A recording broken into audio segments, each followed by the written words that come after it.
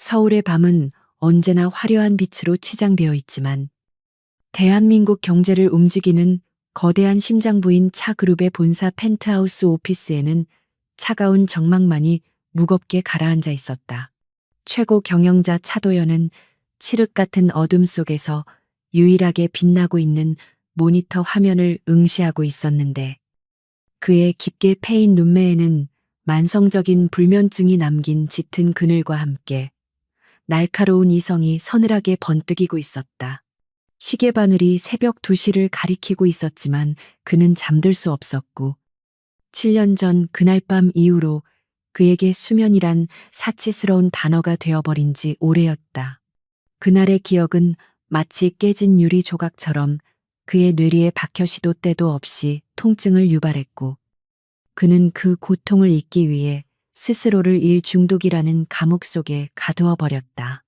그런데 오늘 밤 철통 같은 보안을 자랑하던 차그룹의 메인 서버가 누군가의 침입을 알리는 붉은 경고등으로 요란하게 번쩍이고 있었다. 보안팀장이 식은땀을 흘리며 다급하게 인터폰을 통해 상황을 보고했지만 도연은 오히려 기묘할 정도로 차분하게 화면에 떠오른 침입자의 메시지를 해독하고 있었다.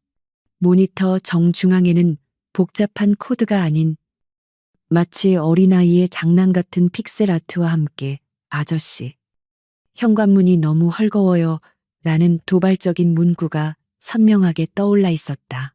이것은 단순한 해킹이 아니라 차 그룹의 보안 시스템을 비웃으며 자신의 존재를 과시하는 천재적인 해커의 방문 인사였고 도연은 이 무례한 방문자가 누구인지 알아내기 위해 키보드 위로 손가락을 빠르게 움직였다.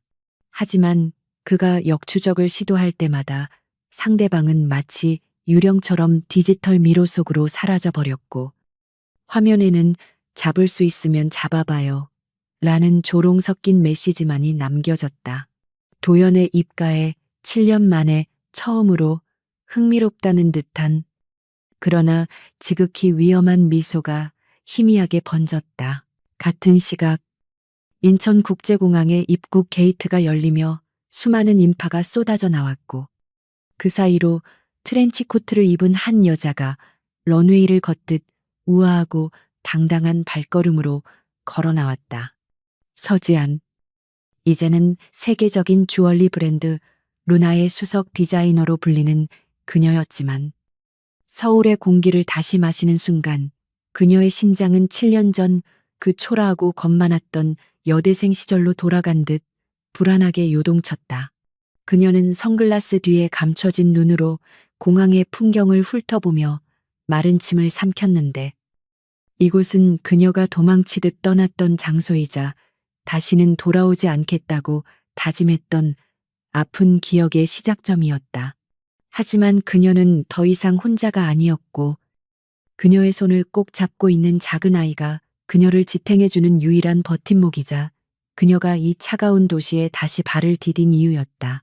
지안의 손을 잡고 있는 6살 난 소년 서우주는 또래 아이들처럼 장난감 가게를 두리번거리는 대신 한 손에 든 최신형 태블릿 PC 화면에서 눈을 떼지 않고 있었다. 아이의 손가락은 보이지 않을 정도로 빠르게 화면을 터치하고 있었는데 그 작은 손끝에서 차 그룹의 메인 서버가 농락당하고 있다는 사실을 아는 사람은 아무도 없었다.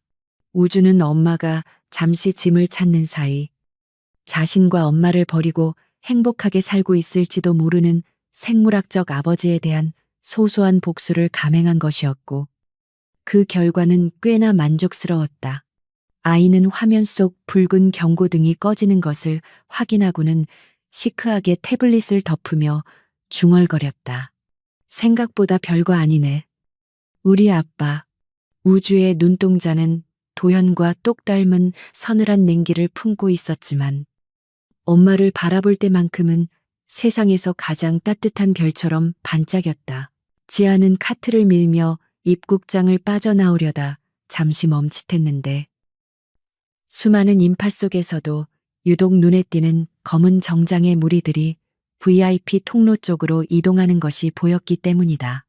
그녀는 본능적으로 고개를 숙여 얼굴을 가렸지만 우주는 호기심 어린 눈으로 그 무리의 중심에 있는 남자를 뚫어지게 바라보았다. 멀리서도 느껴지는 압도적인 위압감과 차가운 기운. 그것은 우주가 데이터로만 분석했던 차도현 회장의 실물이었고, 아이는 엄마 몰래 슬그머니 잡고 있던 손을 놓고 그쪽을 향해 걸음을 옮겼다.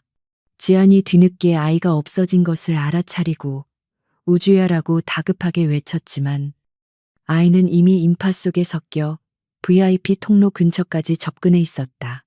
우주는 단순한 호기심이 아니라 자신의 존재를 알리기 위한 혹은 상대를 시험해 보기 위한 대담한 계획을 실행에 옮기려 하고 있었다. 도현은 공항 VIP 라운지에서 막 도착한 해외 파트너와의 짧은 미팅을 마치고 수행원들의 호의를 받으며 로비로 나오던 중이었는데 그의 머릿속은 온통 아까 그 해킹 사건으로 가득 차 있어 주변에 소음이 들리지 않았다.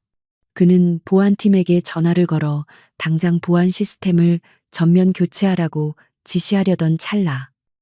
무릎 아래에서 무언가 툭 하고 부딪히는 묵직한 충격을 느꼈다. 시선을 아래로 내리자 웬 꼬마아이 하나가 자신의 다리에 부딪혀 엉덩방아를 파른 채 앉아 있었고 수행원들이 기겁하며 아이를 떼어내려 달려들었다. 도현은 손을 들어 수행원들을 제지하고는 미간을 찌푸리며 아이를 내려다 보았는데 아이가 고개를 들어 그를 올려다보는 순간 도현은 마치 심장이 멈추는 듯한 기이한 전율을 느꼈다. 바닥에 앉아있는 아이는 울음을 터뜨리거나 겁을 먹기는커녕 도현의 눈을 똑바로 응시하며 옷에 묻은 먼지를 털어내고 있었다. 그 눈동자는 칠흑같이 검고 깊었으며 도현이 거울을 볼 때마다 마주하던 자신의 눈과 소름 끼칠 정도로 닮아 있었다. 아니, 단순히 닮은 것이 아니라 그 눈빛 속에 담긴 오만함과 냉철함까지 판박이처럼 똑같아서 도현은 순간 자신이 7년 전으로 돌아가 어린 시절의 자신을 마주하고 있는 것이 아닌가 하는 착각에 빠졌다. 아이는 자리에서 일어나 태블릿을 챙기며 사과 대신 묘한 말을 던졌다. 아저씨, 앞 좀 잘 보고 다니세요. 키가 크다고 다 잘 보이는 건 아닌가 봐요. 그 당돌한 목소리는 변성기가 지나지 않아 맑고 투명했지만 그 안에 담긴 뼈 있는 가시는 어른의 그것보다 날카로웠다. 도연이 뭐라 대꾸하기도 전에 저만치서 우주야 하는 절박한 외침과 함께 한 여자가 달려와 아이를 낚아채듯 품에 안았다. 여자의 머리카락에서는 은은한 라벤더 향기가 났고 그 향기는 도현의 기억 저편, 굳게 닫혀있던 판도라의 상자를 여는 열쇠가 되어 그의 코끝을 스치고 지나갔다. 7년 전 그 밤, 그를 잠재웠던 유일한 안식처였던 그 향기, 그리고 그 여자의 떨리던 숨결이 생생하게 되살아나 도연의 이성을 마비시켰다. 도연은 멍하니 여자의 뒷모습을 바라보았지만 여자는 아이를 안고 황급히 인파 속으로 사라져버렸고 남겨진 것은 공허한 공기와 희미하게 남은 라벤더 향, 그리고 아이가 떨어뜨리고 간 작은 USB 메모리뿐이었다. 지아는 아이를 안고 공항 밖 택시 승강장까지 단숨에 달려나왔고 택시에 올라타서야 거친 숨을 몰아쉬며 떨리는 가슴을 진정시킬 수 있었다. 그녀는 창밖을 내다보며 도현이 쫓아오지 않았는지 확인했고 다행히 그가 보이지 않자 안도의 한숨을 내쉬었지만 손끝은 여전히 가늘게 떨리고 있었다. 7년이라는 시간이 흘렀고 그녀는 성공한 디자이너가 되었지만 그 남자 앞에서는 여전히 죄를 지은 사람처럼 작아지는 자신이 싫었다. 우주는 엄마의 품에서 고개를 들어 엄마의 창백해진 얼굴을 살피며 작은 손으로 엄마의 뺨을 쓰다듬었다. 엄마, 미안해. 내가 잘못했어. 다시는 안 그럴게. 아이의 사과에 지아는 억지로 미소를 지으며 아이를 꽉 끌어안았지만 그녀의 눈동자는 이미 흔들리고 있었다. 택시가 공항 고속도로를 달리는 동안 도연은 여자가 사라진 방향을 멍하니 바라보다가 바닥에 떨어진 USB를 주워들었다. 차가운 금속의 감촉이 손바닥에 전해지자 그는 직감적으로 이것이 단순한 분실물이 아니라 아까 그 해킹 사건과 이 모자무즈 사이에 어떤 연결고리가 있음을 깨달았다. 그는 수행원에게 방금 그 여자와 아이, CCTV 확보해서 동선 파악해. 그리고 이 USB, 보안팀 말고 내 개인 연구실로 가져가서 분석해. 라고 짧고 차갑게 명령했다. 도연의 심장은 7년 만에 처음으로 불규칙하게 뛰고 있었고, 그것은 분노인지, 호기심인지, 아니면 그리움인지 알 수 없는 복잡한 감정의 소용돌이였다. 서울의 겨울바람은 매서웠지만 도연의 가슴 속에는 그보다 더 뜨겁고 위험한 불씨가 지피어지고 있었다. 지안이 머물기로 한 청담동의 최고급 오피스텔에 도착했을 때 우주는 엄마가 짐을 정리하는 틈을 타 자신의 비밀 노트북을 열었다. 화면에는 아까 공항에서 도연의 주머니에 몰래 넣어두었던 초소형 위치 추적기의 신호가 깜빡이고 있었고 우주는 그 붉은 점을 바라보며 회심의 미소를 지었다. 아저씨, 내 USB 주웠지. 그거 열어보는 순간 게임은 시작이야. 우주는 단순히 도연을 만난 것이 아니라 그에게 거부할 수 없는 미끼를 던진 것이었고 이제 그 미끼를 문 거대한 물고기가 어떻게 반응할지 지켜보는 일만 남았다. 지아는 베란다에 서서 서울의 야경을 내려다보며 자신이 다시 돌아온 이 도시가 그녀에게 축복이 될지 아니면 파멸이 될지 알 수 없는 불안감에 휩싸여 있었다. 도연은 자신의 집무실로 돌아와 아무도 들이지 않은 채 떨리는 손으로 USB를 컴퓨터에 연결했다. 화면에는 아까 보았던 그 픽셀 아트와 함께 새로운 메시지가 나타났는데 그것은 도연의 숨통을 조여오는 충격적인 내용이었다. 7년 전 그날 밤, 당신은 정말 아무것도 기억하지 못하나요? 아니면 기억하고 싶지 않은 건가요? 메시지 아래에는 흐릿한 사진 한 장이 첨부되어 있었는데 그것은 7년 전 호텔방에 남겨졌던 도연의 커프스 단추 사진이었다. 도연은 의자 깊숙이 몸을 파묻으며 두 손으로 얼굴을 감싸 쥐었고 그날의 기억을 찾기 위해 발버둥 쳤던 지난 날들이 주마등처럼 스쳐 지나갔다. 그는 이제 확신했다.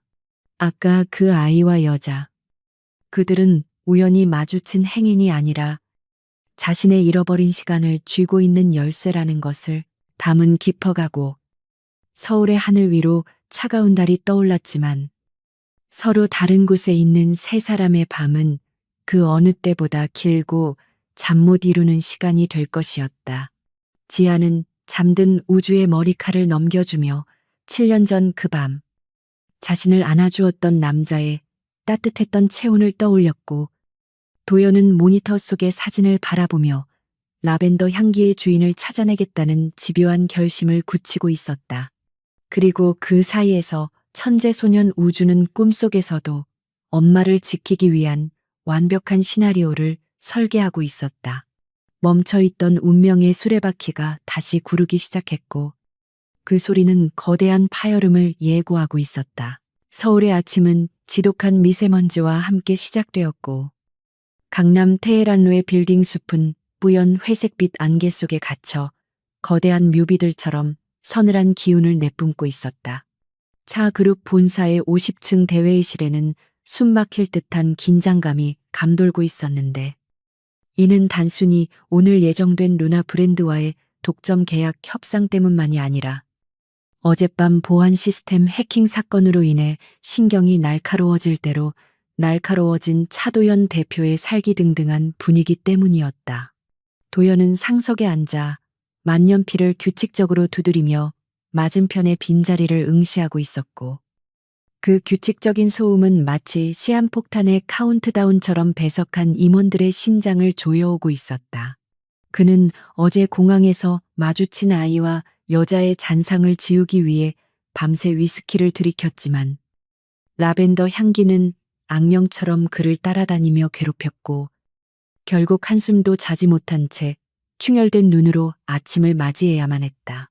비서실장이 조심스럽게 문을 열고 들어와 루나 측 대리인이 도착했음을 알리자 도연의 손가락 움직임이 딱 멈추었고 그의 입가에는 사냥감을 기다리는 맹수의 잔인한 미소가 스쳐 지나갔다. 한편 회의실 문 밖 복도에 서 있는 서지아는 깊은 심호흡을 하며 떨리는 손끝을 허벅지에 꽉 눌러 진정시키고 있었는데 그녀가 입고 있는 날렵한 핏의 화이트 슈트는 7년 전 헐렁한 후드티를 입고 다니던 가난한 여대생의 모습을 완벽하게 지워버린 갑옷과도 같았다. 그녀는 오늘 세계적인 디자이너 루나 본인이 아닌 루나의 전권을 위임받은 수석 에이전트 JJ라는 가명으로 이 자리에 섰으며 이는 자신의 정체를 숨기고 차 그룹의 동향을 파악하기 위한 철저한 위장 전술이었다. 지아는 유리창에 비친 자신의 모습을 마지막으로 점검하며 차갑고 도도한 커리어 우먼의 가면을 얼굴에 단단히 고정시켰지만 문 하나를 사이에 두고 7년 전에 그 남자가 앉아 있다는 사실은 여전히 그녀의 오장육부를 뒤틀리게 만드는 공포였다. 그러나 그녀에게는 물러설 곳이 없었다. 한국 시장 진출은 브랜드의 확장을 위해 필수적인 선택이었고 무엇보다 자신의 아들 우주에게 당당한 엄마가 되기 위해서는 과거의 트라우마를 정면으로 돌파해야만 했다. 육중한 마호가니 문이 열리고 지안이 회의실로 들어서자 앉아있던 임원들의 시선이 일제히 그녀에게 쏠렸고 그 중에서도 가장 강렬하고 집요한 시선은 단연 상석에 앉아있는 차도연의 것이었다. 도연은 들어오는 여자를 보는 순간 미간을 찌푸렸는데 그녀에게서 풍기는 분위기가 어제 공항에서 스치듯 보았던 그 여자와 묘하게 겹치면서도 동시에 너무나 다른 차가운 이질감이 느껴졌기 때문이었다. 지아는 도연의 시선을 애써 외면하며 준비된 자리에 앉아 서류 가방을 열었고 프로페셔널한 태도로 명함을 건네며 인사를 건넸다. 반갑습니다. 루나의 수석 에이전트 제이입니다. 루나 작가님은 신비주의를 고수하시는 분이라 제가 대신 협상을 진행하게 되었습니다. 그녀의 목소리는 낮고 침착했으며 감정의 동요라고는 찾아볼 수 없는 건조한 사무적 톤이었기에 도연은 잠시 자신의 직감을 의심해야만 했다. 협상은 시작부터 난항을 겪었는데 차 그룹 측이 제시한 조건들은 파격적이었지만 루나의 독창성을 훼손하고 대기업의 하청업체처럼 종속시키려는 의도가 다분했기에 지아는 단호하게 거절 의사를 표했다. 차 대표님, 저희가 원하는 건 파트너십이지 종속 계약이 아닙니다. 디자인의 전권을 보장하지 않는다면 이 계약은 없던 일로 하겠습니다. 지안이 서류를 덮으며 강하게 나오자 임원들은 당황하며 웅성거렸지만 도연은 오히려 흥미롭다는 듯 몸을 앞으로 숙이며 그녀를 뚫어지게 바라보았다. 그는 7년 전 자신의 눈도 제대로 마주치지 못하고 벌벌 떨던 그날 밤의 여자와 눈앞의 당당한 여자를 비교해 보려 했지만 짙은 화장과 세련된 스타일링 그리고 무엇보다 도끼 서린 눈빛이 그녀를 완전히 다른 사람처럼 보이게 만들고 있었다. 도연은 그녀를 시험해 보기로 결심하고 자리에서 일어나 천천히 그녀의 곁으로 걸어갔다. 제이 이사님, 말씀이 너무 단호하시군요. 하지만 비즈니스란 서로 양보하며 맞춰가는 과정 아니겠습니까? 도연이 그녀의 의자 뒤로 다가와 허리를 숙이며 귓가에 속삭이듯 말하자 지안의 등줄기에 소름이 돋으며 식은땀이 흘러내렸다. 그가 가까이 다가오자 그 특유의 묵직한 우디함과 남성적인 채취가 훅 끼쳐왔고 그것은 지안의 기억 속에 봉인되어 있던 그날 밤의 뜨거운 감각들을 강제로 일깨우는 기폭제가 되었다. 지안은 반사적으로 몸을 움츠리며 피하려 했지만 도현은 그 찰나의 흔들림을 놓치지 않고 더욱 집요하게 거리를 좁혔다. 그리고 그 순간 도현의 코끝에 지안의 머리카락에서 풍겨 나오는 미미하지만 분명한 라벤더 향기가 스쳐 지나갔고 도현의 동공이 지진이라도 난 듯 격렬하게 흔들렸다. 이것은 착각일 수 없었다.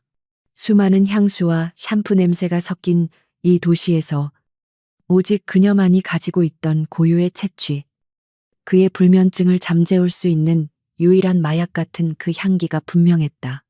도연은 충동적으로 지안의 팔목을 낚아채며 그녀를 자신 쪽으로 돌려 세웠고 회의실 안은 순식간에 정적에 휩싸였다. 당신, 누구지? 정말 대리인이 맞아? 아니면 7년 전에? 도연의 목소리가 떨리고 있었고 그의 눈빛은 지안의 영혼까지 꿰뚫어 볼 듯 강렬하게 타오르고 있었다. 지안은 심장이 터질 것 같은 공포를 느꼈지만 여기서 무너지면 우주까지 위험해질 수 있다는 생각에 입술을 깨물며 필사적으로 연기했다. 이게 무슨 무례한 행동입니까? 차 대표님 놓으세요. 그녀가 팔을 뿌리치려 했지만 도현의 악력은 쇠사슬처럼 단단했다. 그 시각 청담동 오피스텔의 거실에서는 우주가 소파에 엎드려 시리얼을 먹으며 무릎에 놓인 태블릿 PC 화면을 통해 이 모든 상황을 실시간으로 지켜보고 있었다. 우주는 엄마가 회의실에 들어가기 전 미리 엄마의 브로치에 초소형 카메라와 도청 장치를 심어두었고 차그룹 회의실의 CCTV까지 해킹하여 다각도로 상황을 감시하고 있던 중이었다. 화면 속에서 도현이 엄마의 팔목을 거칠게 잡고 위협하는 모습을 본 우주의 표정이 순식간에 차갑게 굳어졌다. 아이는 숟가락을 내려놓고 우유가 뚝뚝 떨어지는 입가도 닦지 않은 채 키보드를 두드리기 시작했다. 이 아저씨, 진짜 매너가 없네. 감히 우리 엄마를 건드려. IQ 검사하기 전에 인성 검사부터 탈락이겠는데. 우주의 손가락이 춤을 추듯 움직이자 태블릿 화면에는 복잡한 코드들이 폭포수처럼 쏟아져 내렸다. 다시 회의실. 도연과 지안의 대치가 극에 달한 순간 갑자기 회의실의 거대한 프레젠테이션 화면이 지지직거리며 노이즈를 일으키더니 팟하고 꺼져버렸다. 그리고 동시에 회의실의 모든 조명이 붉은색 비상등으로 바뀌며 요란한 사이렌 소리가 울려 퍼졌다. 임원들이 기겁하며 자리에서 일어나는 혼란스러운 틈을 타 화면에는 다시 한번 픽셀 아트로 그려진 유령 얼굴이 나타났고 스피커에서는 기계 변조된 음성이 흘러나왔다. 경고합니다. 신사답지 못한 행동을 계속할 경우 차 그룹의 1급 기밀 문서를 전 세계에 공개하겠습니다. 특히 회장님의 은밀한 사생활 폴더부터 말이죠. 그것은 우주가 보낸 명백한 경고이자 도발이었고 그 내용의 진위 여부를 떠나 타이밍이 너무나 절묘했다. 도연은 스피커에서 흘러나오는 목소리에 당황하여 잡고 있던 지안의 팔을 놓칠 수밖에 없었고 지안은 그 틈을 놓치지 않고 재빨리 가방을 챙겨 뒤로 물러섰다. 차 그룹의 보안 수준과 대표님의 매너. 잘 봤습니다. 오늘 협상은 결렬된 걸로 알겠습니다. 지안은 흐트러진 옷매무새를 가다듬으며 마지막 자존심을 세워 차갑게 쏘아붙인 뒤 아수라장이 된 회의실을 빠져나갔다. 도연은 그녀를 쫓아가려 했지만 보안팀 직원들이 허둥지둥 뛰어들어와 시스템 마비를 보고하는 바람에 발이 묶이고 말았다. 그는 붉은 조명 아래서 닫히는 문 너머로 사라지는 지안의 뒷모습을 보며 주먹을 꽉 쥐어 책상을 내리쳤다. 라벤더 향기는 사라졌지만 그 잔향은 여전히 그의 코 속에 남아 그를 미치게 만들고 있었다. 복도를 빠져나온 지안은 엘리베이터에 타자마자 다리에 힘이 풀려 주저앉고 말았다. 거울 속에 비친 자신의 얼굴은 창백하게 질려 있었고 도연에게 잡혔던 손목에는 붉은 자국이 선명하게 남아 있었다. 그녀는 떨리는 손으로 휴대폰을 꺼내 우주에게 전화를 걸려다 멈칫했다. 방금 전에 그 방송사고, 그리고 타이밍. 그것은 절대 우연일 수 없었다. 그녀는 직감적으로 자신의 천재 아들이 또다시 사고를 쳤음을 깨닫고 헛웃음을 흘렸다. 서우주, 너 정말. 지아는 안도감과 걱정이 뒤섞인 복잡한 감정으로 눈물을 글썽였지만 한편으로는 든든한 아군이 있다는 사실에 위안을 얻었다. 하지만 그녀는 몰랐다. 이 사건이 도연의 승부욕과 집착에 기름을 붓는 격이 되었다는 것을. 도연은 마비된 회의실 한가운데 서서 모니터에 떠있는 유령 아이콘을 뚫어지게 노려보고 있었다. 은밀한 사생활 재미있군.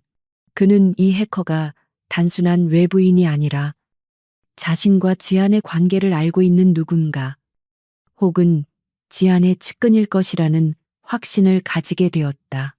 그리고 어제 공항에서 마주쳤던 자신과 똑같은 눈을 가진 그 꼬마 아이의 얼굴이 뇌리를 스쳤다. 모든 퍼즐 조각이 하나씩 맞춰지고 있었다. 도연은 비서실장에게 나직하지만 서슬퍼런 목소리로 명령했다. 루나 측 에이전트 제이, 그리고 그 여자의 주변 인물, 특히 아이에 대해 샅샅이 조사해 오늘 밤 안으로 내 책상 위에 올려놔. 머리카락 한 올이라도 놓치면 다들 해고야.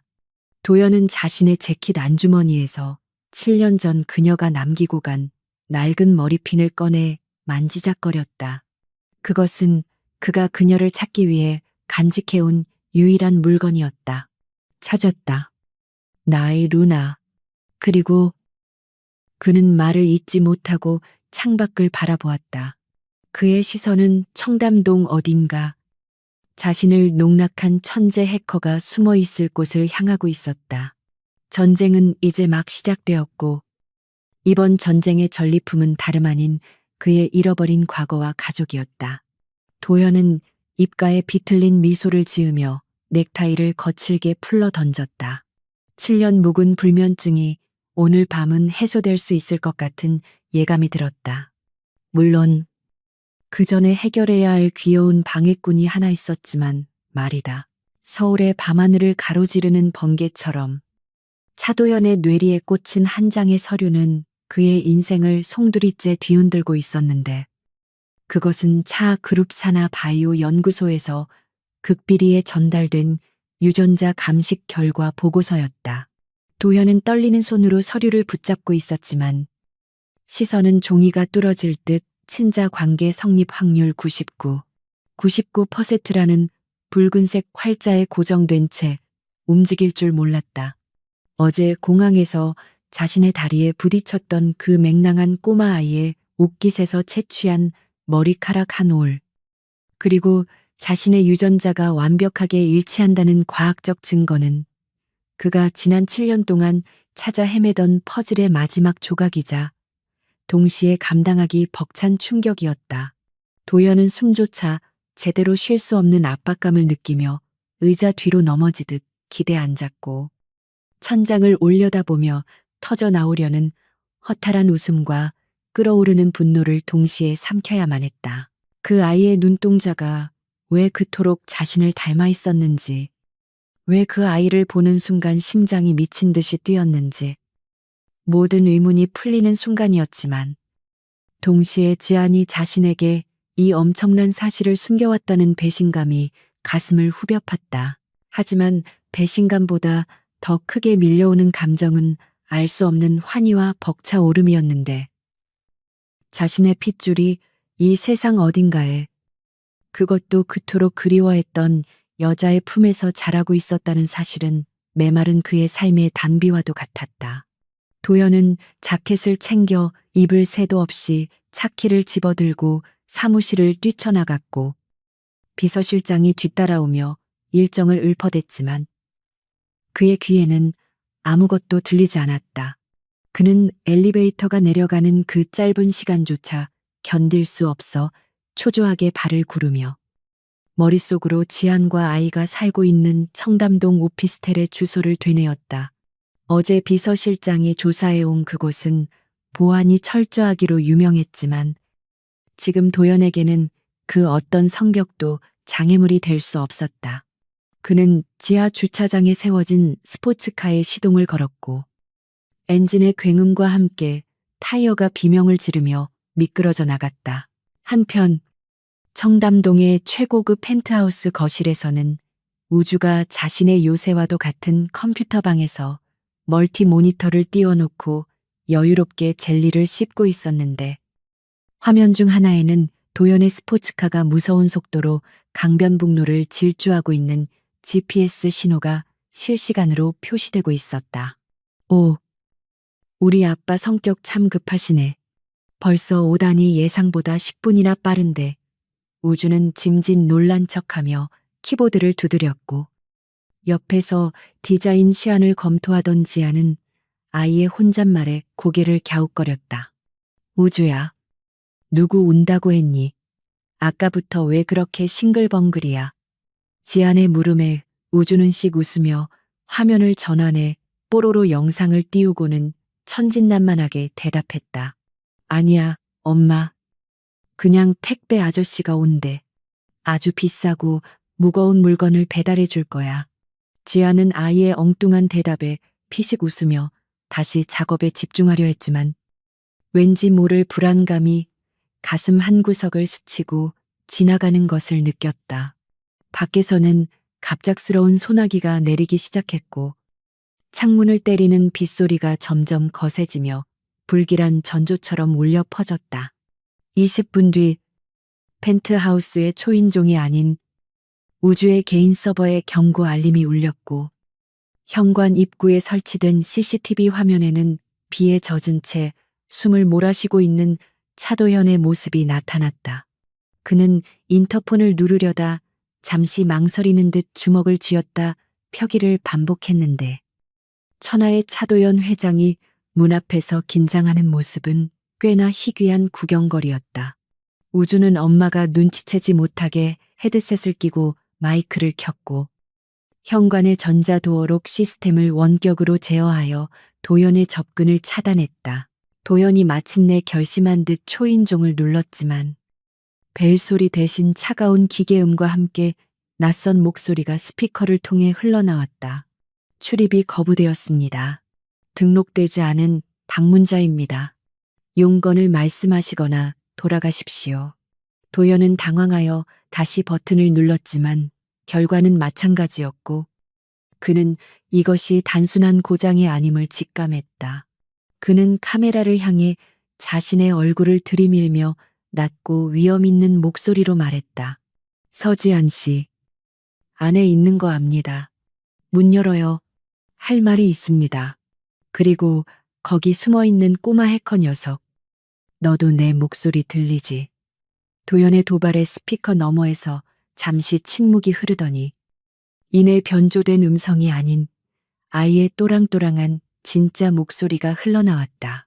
와, 눈치 빠르네 역시 우리 유전자가 머리는 좀 좋은가 봐요. 아저씨, 아저씨가 아니라 아빠다. 문 열어. 서우주. 도연은 아이의 이름을 부르며 문을 쾅 쳤지만 강철로 된 방화문은 꿈쩍도 하지 않았다. 우주는 키득거리며 마이크에 대고 속삭였다. 에이, 증거 있어요. 종이 한 장 달랑 들고 와서 아빠라고 우기면 곤란하죠.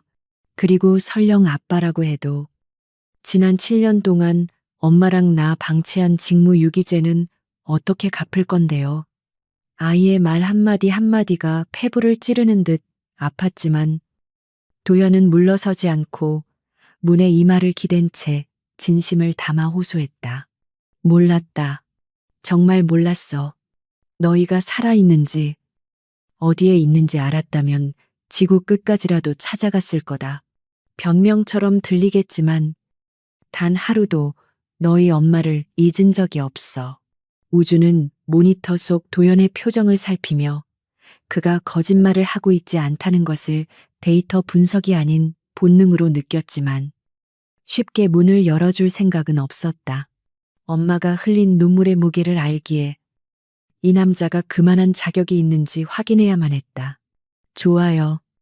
그럼 테스트 하나 하죠. 지금 이 문을 여는데 필요한 입장료는 10억 원입니다. 그리고 7년 전 엄마를 혼자 둔 것에 대한 정식 사과문, 낭독. 이 두 가지가 충족되지 않으면 경찰을 부를 거예요. 10억이라는 터무니없는 금액에 도연은 기가 막힌 듯 헛웃음을 지었지만 망설임 없이 휴대폰을 꺼내 비서실장에게 전화를 걸었다. 지금 당장 서지한 명의의 계좌로 현금 10억 이체에 1분 내로. 전화기 너머에서 비서실장이 당황하며 되묻는 소리가 들렸지만 도연은 전화를 끊어버리고 카메라를 응시했다. 돈은 보냈다. 확인해봐. 그리고 사과. 도연은 잠시 말을 멈추고 깊은 한숨을 내쉬었다. 차가운 복도 바닥에 빗물이 뚝뚝 떨어지는 옷을 입고 서 있는 그의 모습은 처량하기 그지없었지만 눈빛만은 그 어느 때보다 진지했다. 그는 옷매무새를 가다듬고 정중하게 허리를 숙여 카메라를 향해 말했다. 서지한 씨. 그리고 우주야. 7년 전 그날 밤 너희를 지키지 못하고 혼자 남겨둬서 미안하다. 비겁하게 숨어 있었던 게 아니라 방법을 몰라서 헤맸던 거야. 늦었지만 이제라도 내 몫을 하고 싶어. 제발 기회를 줘. 거실에서 작업 중이던 지아는 갑자기 울리는 휴대폰 알림음에 소스라치게 놀라 화면을 확인했는데 주거래 은행에서 10억 원이 입금되었다는 문자 메시지가 떠 있었다. 그녀는 자신의 눈을 의심하며 이게 뭐야 보이스피싱인가 라고 중얼거리다가 문득 현관 쪽에서 들려오는 웅성거림을 감지하고 자리에서 일어났다. 그때 굳게 닫혀있던 현관문의 전자동 잠금 장치가 띠리릭 하는 경쾌한 소리와 함께 해제되었고 육중한 문이 천천히 열리기 시작했다. 지아는 놀란 토끼 눈으로 현관으로 달려나갔고 그곳에는 비에 젖은 생쥐꼴을 한 대한민국 재계서열 1위 차도연 회장이 서 있었다. 그리고 그 뒤로 의기양양한 표정의 우주가 태블릿을 든 채 걸어 나오고 있었다. 지아는 도연을 보자마자 다리에 힘이 풀려 주저앉을 뻔했지만 도연이 잽싸게 달려와 그녀의 팔을 붙잡았다. 괜찮아. 놀라게 해서 미안해. 도연의 따뜻한 체온과 익숙한 향기가 훅 끼쳐오자 지아는 7년 동안 억눌러왔던 감정이 폭발하며 그의 가슴을 밀쳐냈다. 여기가 어디라고 와요. 그리고 10억은 또 뭐고 당신 미쳤어.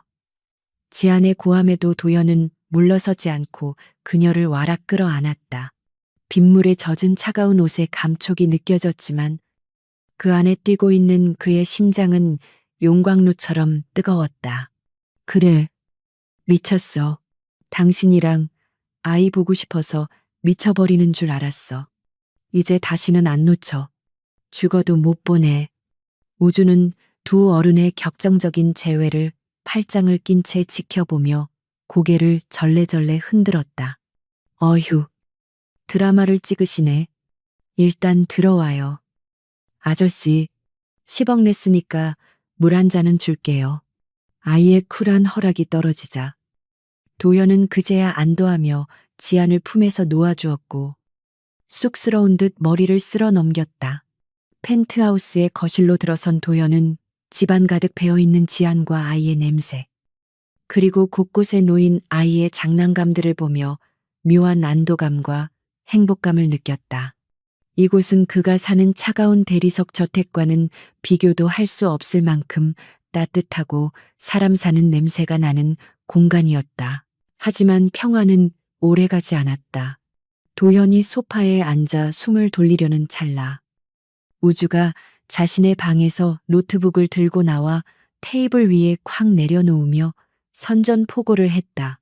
자, 감동적인 상봉은 끝났고 이제 본론으로 들어가죠. 10억은 입장료였을 뿐이고 아빠 자격 심사는 이제부터 시작이에요.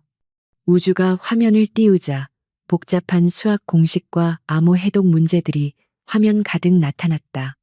이거 30분 안에 못 풀면 유전자 검사 결과고 뭐고 다 무효예요. 우리 엄마 남편 되려면 적어도 IQ 150은 넘어야 하거든요. 도연은 어이가 없어서 웃음을 터뜨렸지만 아이의 눈빛이 너무나 진지해서 웃음을 거둘 수밖에 없었다. 지아는 수건을 가져와 도연의 머리를 닦아주며 우주를 말리려 했지만 도연은 지안의 손을 부드럽게 잡으며 제지했다. 아니, 해볼게. 내가 또 승부욕 하나는 끝내주거든. 도현은 자켓을 벗어던지고 소매를 걷어 올린 뒤 노트북 앞으로 다가앉았다. 대한민국 최고의 경영자가 고작 6살짜리 아들이 낸 숙제를 풀기 위해 진땀을 흘리는 모습은 꽤나 우스꽝스러웠지만 그 순간만큼은 그 어떤 비즈니스 협상보다도 치열하고 진지한 공기가 흘렀다. 우주는 아빠의 실력을 감시하듯 옆에 딱 붙어 앉았고 지아는 그런 두 사람의 뒷모습을 바라보며 가슴 한구석이 찡해오는 것을 느꼈다. 문제를 풀던 도연이 힐끔 우주를 바라보며 물었다. 근데 이거 다 풀면 아빠라고 불러줄 거냐? 우주는 턱을 괴고 시크하게 대답했다. 글쎄요. 채점 결과 봐서요.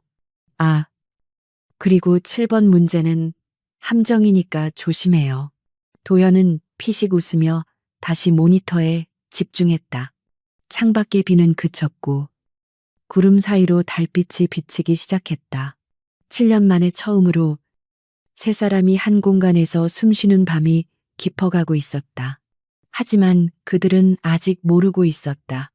이 행복한 풍경 뒤편에서 도연의 계모가 보낸 감시자가 건너편 건물 옥상에서 망원 렌즈로 거실 내부를 촬영하고 있다는 사실을. 셔터 소리가 어둠 속에서 은밀하게 울려 퍼졌고 그 사진 한 장이 불러올 파장은 태풍처럼 거대하게 다가오고 있었다. 서울의 부촌 중에서도 가장 폐쇄적이고 은밀하기로 소문난 성북동의 대저택. 차도연의 계모이자 차그룹의 안주인인 최명희 여사의 개인 다실에는 숨 막힐 듯한 침묵과 함께 살기 어린 냉기가 감돌고 있었는데 그녀의 손에 들려있는 몇 장의 사진이 그 원인이었다. 사진 속에는 비에 젖은 채 서로를 끌어안고 있는 도현과 지안, 그리고 그 옆에서 태블릿 PC를 들고 서 있는 우주의 모습이 선명하게 찍혀 있었는데 최 여사의 시선은 도연이나 지안이 아닌 도연의 어린 시절을 그대로 복사해 놓은 듯한 우주의 얼굴에 고정된 채 움직일 줄 몰랐다. 그녀는 떨리는 손으로 찻잔을 내려놓았고 최고급 청자 찻잔이 받침에 부딪히며 나는 날카로운 파열음이 그녀의 심리 상태를 대변하듯 공간을 찢어 놓았다. 그녀는 평생을 바쳐 자신의 친아들인 차세훈을 후계자로 만들기 위해 온갖 음모와 술수를 써왔지만 도연의 숨겨진 아들이라는 이 거대한 변수는 그녀의 공든 탑을 한순간에 무너뜨릴 수 있는 치명적인 독버섯과도 같았다. 최 여사는 수행비서에게 사진을 집어던지며 뱀처럼 차갑고 습한 목소리로 명령을 내렸다.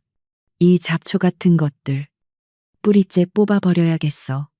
도현이가 공식적으로 공표하기 전에 아이를 내 눈앞으로 데려와. 수단과 방법은 가리지 말고 다음 날 오후 서울의 하늘은 어제의 비가 거짓말처럼 개어 맑고 푸르렀지만 지안의 마음속에는 설명할 수 없는 불안감이 먹구름처럼 드리워져 있었다. 그녀는 유치원에서 하원하는 우주를 데리러 가기 위해 작업실을 나섰는데 평소와 달리 골목길 어귀에 세워진 검은색 승합차 한 대가 묘하게 신경을 긁었고 그 차에 선팅된 창문 너머로 누군가가 자신을 주시하고 있다는 불길한 예감이 들었다. 우주는 엄마를 보자마자 엄마라고 외치며 달려왔지만 지아는 아이를 안아주는 대신 급히 아이의 손을 잡고 걸음을 재촉하며 주변을 경계했다. 그때 승합차의 슬라이딩 도어가 거칠게 열리며 건장한 체격의 남자 2명이 튀어나와 그들의 앞을 가로막았고 지아는 본능적으로 우주를 자신의 등 뒤로 숨기며 뒷걸음질 쳤다. 남자들은 아무런 말도 없이 우주를 낚아채려 손을 뻗었고 지아는 비명을 지르며 온몸으로 저항했지만 역부족이었다. 절체절명의 순간 어디선가 날카로운 타이어 마찰음과 함께 은색 세단 한 대가 인도 위로 돌진해 들어와 남자들과 지안 사이를 가로막으며 멈춰섰다. 차문이 열리고 튀어나온 것은 도연이 미리 심어두었던 경호팀장과 요원들이었고 그들은 순식간에 괴한들을 제압하여 바닥에 꽂아버렸다. 상황은 눈 깜짝할 사이에 정리되었지만 지아는 공포에 질려 바들바들 떨고 있는 우주를 품에 안고 주저앉아 거친 숨을 몰아쉬고 있었다. 그리고 그 혼란 속으로 마치 이 모든 상황을 예견했다는 듯 차도연의 마이바흐가 미끄러지듯 들어와 멈췄다. 뒷좌석에서 내린 도연의 얼굴은 분노로 인해 차갑게 굳어 있었지만 지안과 우주를 바라보는 눈빛만은 그 어느 때보다 간절하고 애타는 빛을 띠고 있었다. 그는 지안에게 다가와 자신의 코트를 벗어 덮어주며 떨리는 그녀의 어깨를 감싸 안았다. 늦어서 미안해. 다친 데는 없어. 우주는 지안은 도연의 품에서 멍하니 고개를 끄덕였지만 방금 전에 공포가 가시지 않아 말조차 제대로 나오지 않았다. 도연은 그녀를 일으켜 세워 차에 태우며 단호하게 말했다. 더 이상 그 집은 안전하지 않아. 최 여사가 너희 존재를 알았어. 오늘 일은 단순한 경고일 뿐이야. 앞으로 더 지독한 짓도 서슴지 않을 사람들이야. 차가 출발하고 안전한 곳으로 이동하는 동안 차 안의 공기는 무겁게 가라앉아 있었고 우주는 엄마의 손을 꼭 잡은 채 창밖을 노려보고 있었다. 아이는 방금 전 자신의 스마트워치로 괴한들의 얼굴과 차량 번호판을 모두 녹화해 두었고 마음속으로 그들에 대한 철저한 응징을 다짐하고 있었다. 도연은 백미러로 두 사람을 보며 결심을 굳힌 듯 입을 열었다. 지안아, 그리고 우주야. 이제 선택의 여지가 없어. 내 집으로 들어가자. 거기만이 너희를 지킬 수 있는 유일한 요새야. 지아는 놀란 눈으로 도연을 쳐다보며 반박하려 했지만 도연은 그녀의 말을 가로막고 충격적인 제안을 던졌다. 단순한 동거가 아니야. 법적인 보호자가 필요해. 나랑 결혼해. 서지안, 계약이라도 좋아. 혼인신고서에 도장을 찍는 순간 너희는 차그룹의 직계 가족이 되고 그 누구도 함부로 건드릴 수 없는 신분이 되는 거야. 그것은 프러포즈라기보다는 생존을 위한 전략적 제휴 제안에 가까웠지만 지아는 지금 이 순간 자신과 아이를 지킬 수 있는 힘이 오직 도연에게 있다는 사실을 부정할 수 없었다. 그녀는 우주의 얼굴을 바라보았고 아이가 겪어야 할 위험을 생각하니 가슴이 미어지는 듯했다. 잠시 후 지아는 결연한 눈빛으로 도연을 바라보며 입을 열었다. 좋아요. 할게요. 결혼. 하지만 조건이 있어요. 당신은 서류상 남편이자 우주의 아빠일 뿐이에요. 우리 사생활에 간섭하지 말고 무엇보다 허락 없이 내 몸에 손대지 마요. 도연은 그녀의 단호한 철벽에 씁쓸한 미소를 지었지만 일단 그들을 자신의 울타리 안으로 들일 수 있다는 사실에 안도하며 고개를 끄덕였다. 약속할게. 네가 원하지 않으면 손가락 하나 대지 않아. 내 목적은 너희를 소유하는 게 아니라 지키는 거니까. 그렇게 대한민국 재계 서열 1위 차도연과 천재, 디자이너 루나의 비밀스러운 계약 결혼이 성사되었고 그들의 목적지는 성북동에 위치한 도연의 개인 저택으로 향하고 있었다. 그곳은 최 여사의 손길이 닿지 않는 도연만의 성역이자 최첨단 보안 시스템으로 무장한 현대판 요새였다. 차가 거대한 철문을 통과해 저택 마당으로 들어서자 우주는 창문에 얼굴을 대고 와.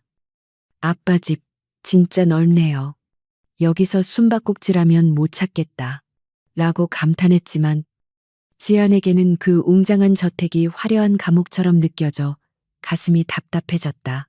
저택 내부는 도연의 성격처럼 모노톤의 인테리어로 꾸며져 있어 차갑고 삭막하기 그지없었는데 넓은 거실에는 고가의 미술품과 가구들이 박물관의 전시품처럼 놓여 있을 뿐 사람의 온기라고는 찾아볼 수 없었다. 도연은 집사에게 두 사람의 방을 안내하도록 지시했고 지안과 우주가 짐을 푸는 동안 자신은 서재로 들어가 최 여사와의 전면전을 준비하기 시작했다. 그는 변호사들을 소집하여 혼인 신고 절차를 가장 빠르게 진행하도록 명령했고 동시에 최 여사의 자금주를 압박할 수 있는 자료들을 수집했다.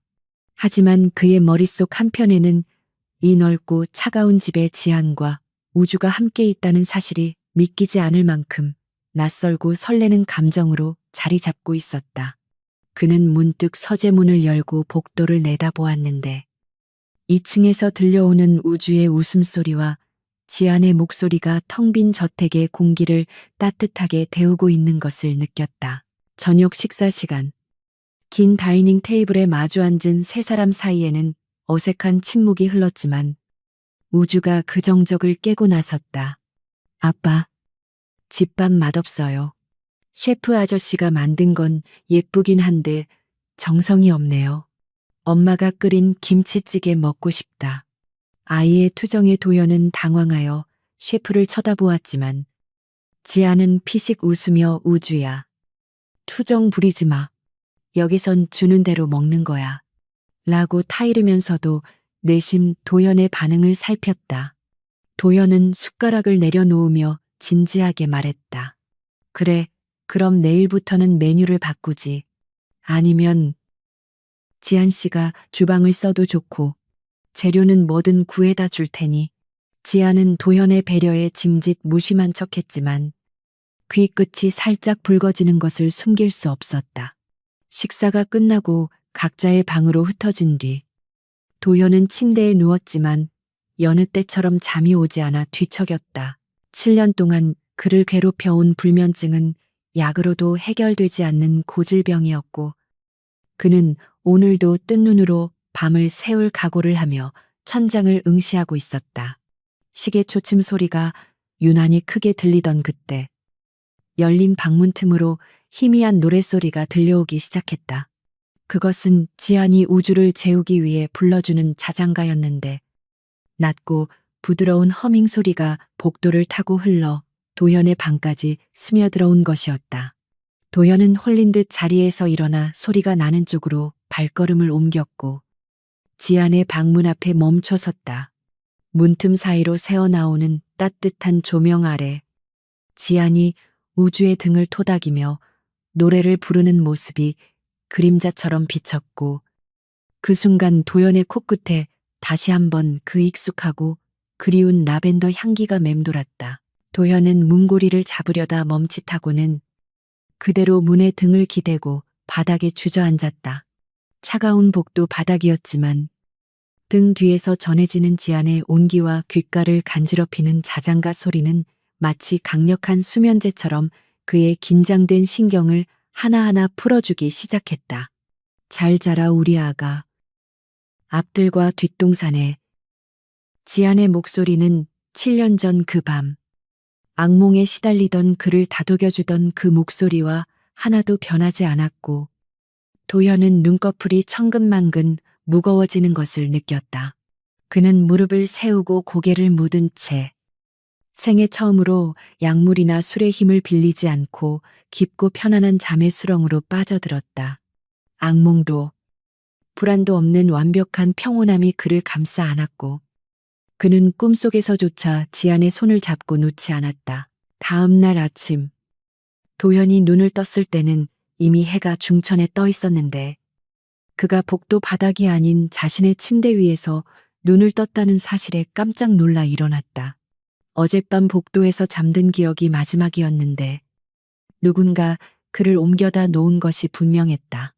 그때 방문이 열리며 우주가 빼꼼히 고개를 내밀었다. 아저씨. 아니 아빠. 일어났어요.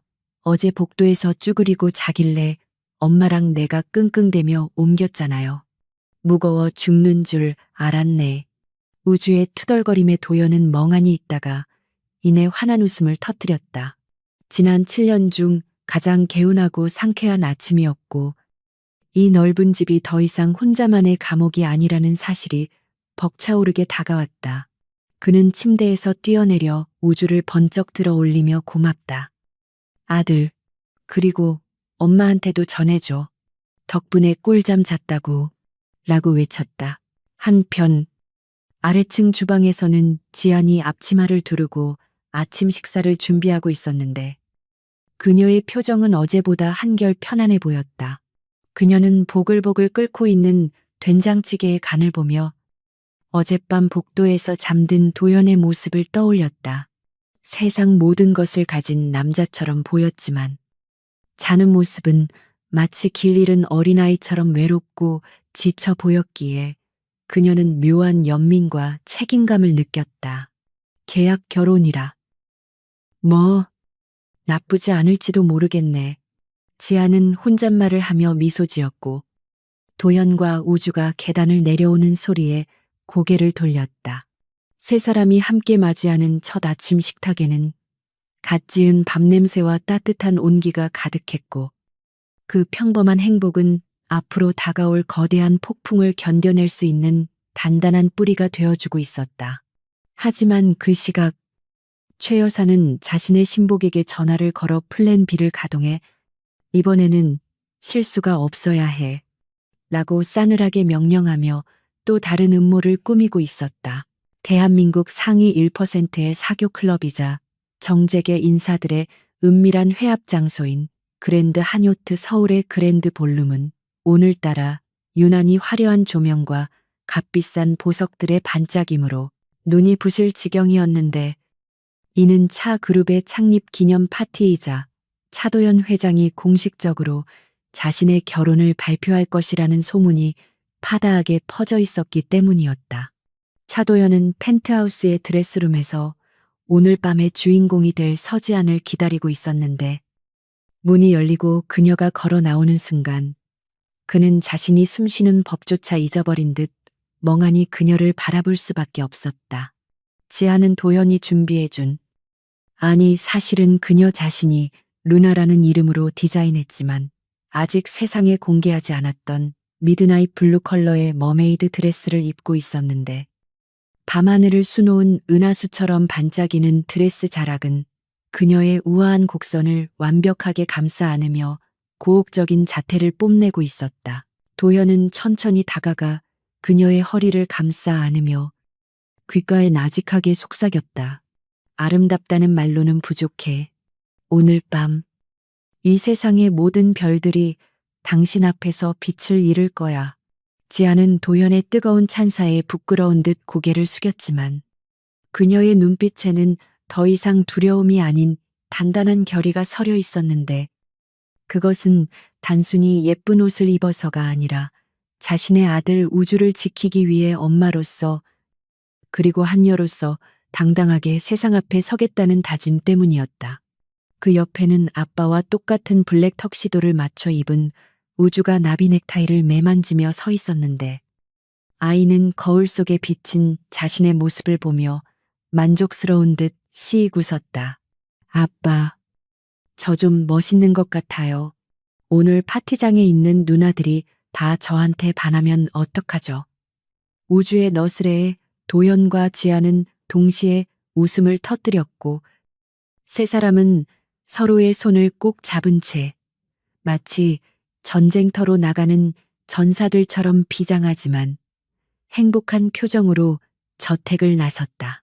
리무진에 올라탄 그들은 화려한 서울의 야경을 가로질러 파티장으로 향했고 그곳에는 도연의 정적들과 호시탐탐 기회를 노리는 하이에나들이 기다리고 있었지만 이제 그들은 혼자가 아니었다. 호텔 로비에 도착하자마자 수백 개의 카메라 플래시가 번개처럼 터지며 그들의 시야를 하얗게 뒤덮었는데 도연은 익숙하게 한 손으로 지안의 허리를 감싸고 다른 한 손으로는 우주의 손을 잡은 채 레드카펫 위를 걸어갔다. 기자들은 차 회장님, 옆에 계신 분은 누구입니까? 그 아이는 혹시 숨겨둔 아들입니까? 라며 무례한 질문들을 쏟아냈지만 도연은 묵묵부답으로 일관하며 오직 앞만 보고 걸어갔다. 그의 침묵은 긍정보다 더 강력한 무언의 선언이었고 그의 보호 아래 있는 지안과 우주는 그 어떤 공격에도 흔들리지 않는 성벽 안에 있는 듯한 안정감을 느꼈다. 연회장 문이 열리고 세 사람이 등장하자 시끌벅적하던 장내는 일순간에 찬물을 끼얹은 듯 조용해졌고 사람들의 시선은 경악과 호기심 그리고 질투가 뒤섞인 채 그들에게 꽂혔다. 그 중심에는 도연의 계모 최명희 여사와 그녀가 도연의 정략결혼 상대로 점찍어 두었던 태성그룹의 막내딸 민서윤이 서 있었다.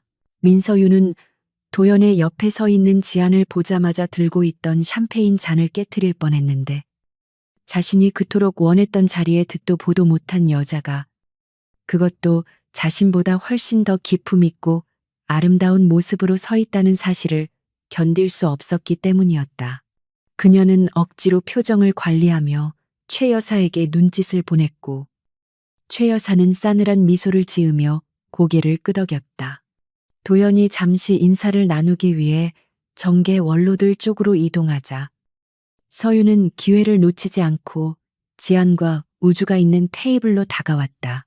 그녀는 지안의 드레스를 훑어보며 비웃음을 흘렸다. 어머, 드레스가 참 독특하네요. 어디 남대문 시장에서 떼어 오셨나 봐요. 딱 봐도 짝퉁티가 나는데 우리 도연 오빠가 이런 싸구려 취향인 줄은 몰랐네. 그녀의 목소리는 일부러 주변 사람들이 들을 수 있도록 컸고 주위의 귀부인들이 킬킬거리며 지안을 곁눈질했다. 지안은 속에서 울컥하는 분노를 느꼈지만 여기서 감정적으로 대응했다가는 도연의 얼굴에 먹칠을 할 수 있다는 생각에 차분하게 대꾸했다. 안목이 남다르시네요. 하지만 명품은 로고가 아니라 그것을 입은 사람의 품격으로 완성되는 거라고 배웠습니다. 미니 사님께는 그 로고조차 가려주지 못하는 천박함이 보여서 안타깝네요. 지안의 우아한 반격에 서윤의 얼굴이 붉게 달아올랐고 그녀는 분을 참지 못하고 우주를 향해 화살을 돌렸다. 하, 말만 번지르르 하네. 그리고 이 애는 뭐니 어디서 굴러먹다 오네를 데려와서 아들 행세를 시켜. 너 같은 근본 없는 여자가 낳은 애니까 뻔하지. 예의라곤 눈꼽만큼도 없는. 서윤이 우주의 머리를 툭 치려던 순간 우주가 날렵하게 몸을 피하며 그녀의 팔을 살짝 밀쳤고 중심을 잃은 서윤은 하마터면 테이블 위로 엎어질 뻔했다. 아줌마, 조심하세요. 뼈도 약해 보이시는데 골다공증 오면 큰일 나요. 우주는 천진난만하게 웃으며 말했지만 그의 등 뒤로 숨겨둔 손에는 이미 초소형 해킹 디바이스가 들려 있었다. 우주는 파티장에 들어오기 전부터 이미 호텔의 메인 서버와 연회장의 대형 스크린 제어권을 장악해둔 상태였고 이 무례한 녹차 마녀를 응징할 타이밍만을 노리고 있었던 것이다. 서윤이 이 버르장머리 없는 새끼가라고 소리를 지르며 지안의 뺨을 때리기 위해 손을 치켜든 그 순간 연회장 정면의 거대한 LED 스크린에서 웅장한 클래식 음악이 뚝 끊기고 찢어지는 듯한 노이즈와 함께 낯선 영상이 재생되기 시작했다. 사람들의 시선이 일제히 스크린으로 쏠렸고 그곳에는 민서윤의 충격적인 실체가 적나라하게 드러나고 있었다. 화면 속의 민서윤은 백화점 VIP룸에서 직원들을 무릎 꿇리고 갑질을 하는 모습, 클럽에서 만취하여 난동을 부리는 모습, 그리고 무엇보다 충격적인 것은 성형 외과 의사에게 내 코랑 턱, 차도연이 좋아하는 스타일로 싹 다 갈아엎어줘요. 견적 얼마가 나와도 상관없으니까 라고 소리치는 영상이었다. 영상 아래에는 인성도 성형이 되나요? 고스트라는 자막이 큼지막하게 박혀 있었고 연회장은 순식간에 웃음바다와 경악의 도가니로 변했다. 서윤은 비명을 지르며 얼굴을 가렸고 꺼, 당장 꺼. 이거 누가 한 짓이야 라고 발광했지만 영상은 멈추지 않고 그녀가 지안에 대해 뒷조사를 시키며 그 여자랑 해 교통사고로 위장해서 처리해버려 라고 말하는 음성 녹음까지 흘러나왔다. 그것은 단순한 망신을 넘어 범죄의 증거였기에 좌중의 분위기는 웃음에서 싸늘한 침묵과 비난으로 급변했다. 최명희 여사는 사색이 되어 보안 요원들에게 소리를 질렀지만 시스템은 우주의 철벽 방어에 막혀 먹통이 된 지 오래였다.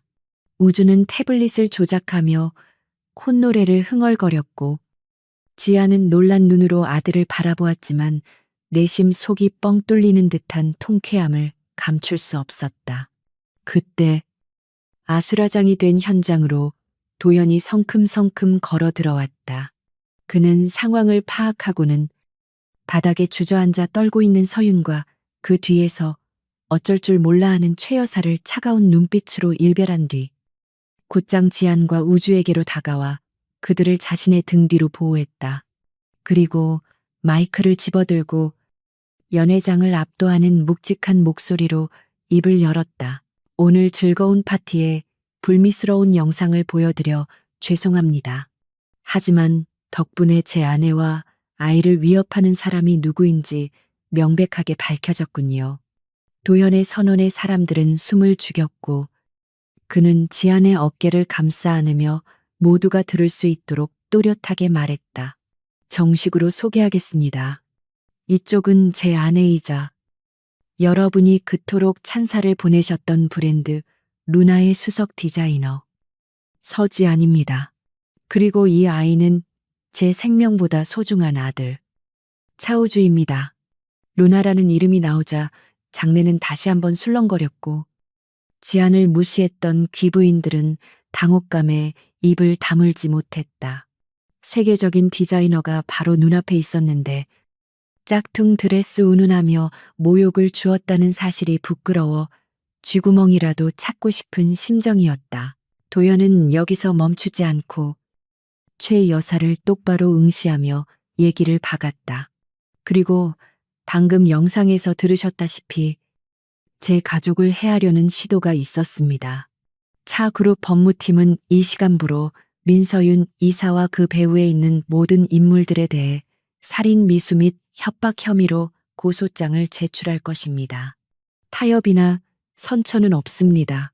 도연의 서슬 펄언 경고에 최 여사는 다리에 힘이 풀려 의자에 주저앉았고 민서윤은 이미 경호원들에 의해 끌려나가고 있었다.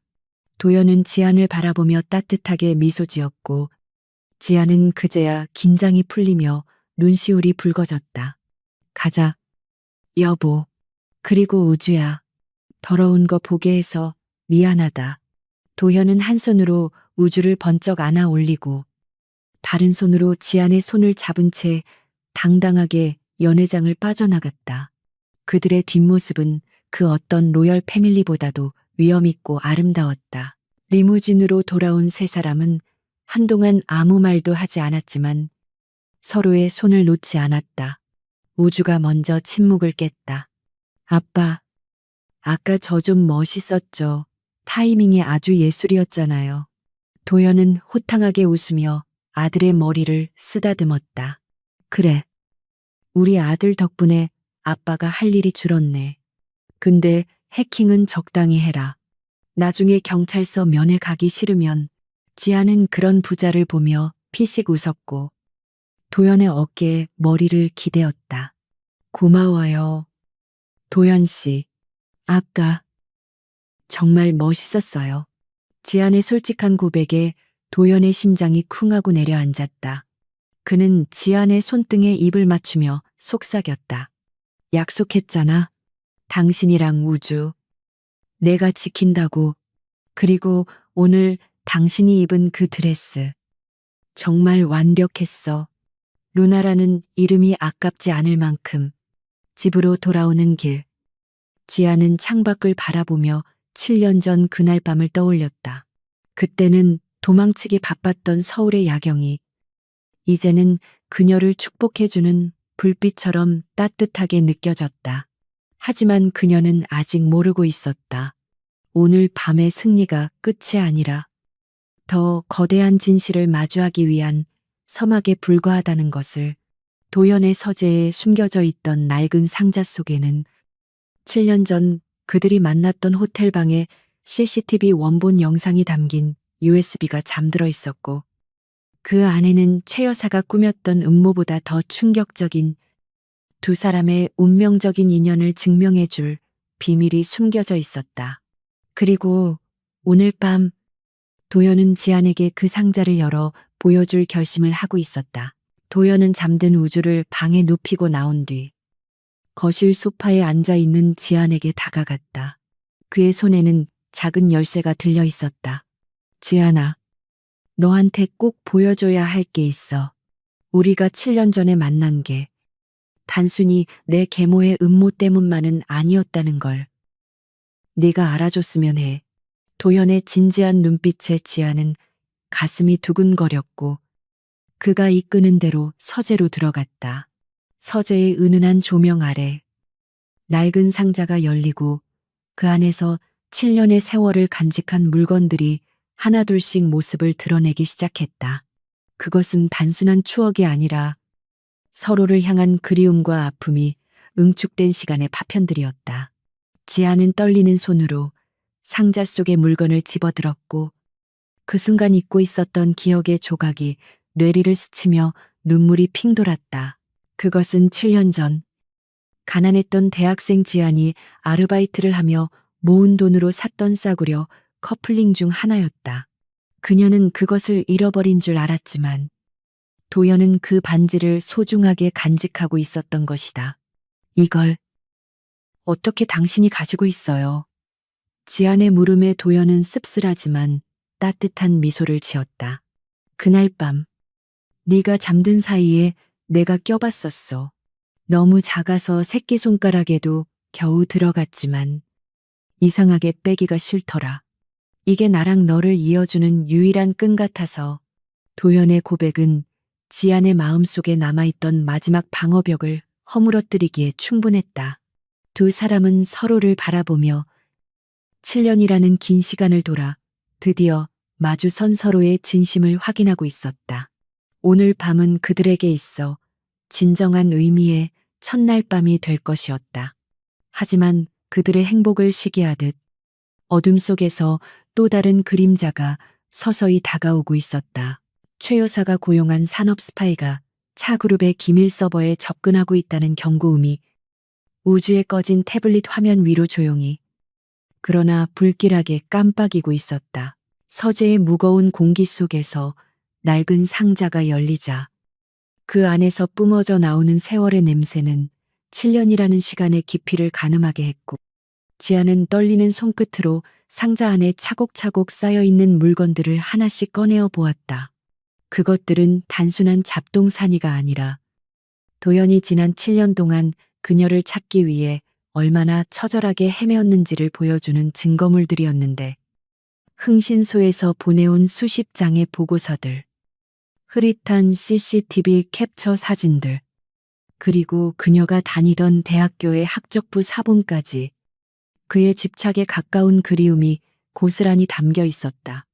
가장 지안의 마음을 흔든 것은 노트 한 권이었는데 그 안에는 도연이 직접 그린 것으로 보이는 수백 장의 스케치가 그려져 있었고 그 그림들은 모두 7년 전 그날 밤 겁에 질려 떨고 있던 지안의 눈동자, 콧날, 입술선을 세밀하게 묘사하고 있어 그녀는 숨을 멈출 수밖에 없었다. 도연은 지안의 등 뒤에서 조용히 그녀의 어깨를 감싸 안으며 마치 고해성사를 하듯 낮고 갈라진 목소리로 입을 열었다. 미친놈처럼 보일 거라는 거 알아. 이름도 모르는 여자를 7년이나 찾아다니는 거. 정상은 아니지.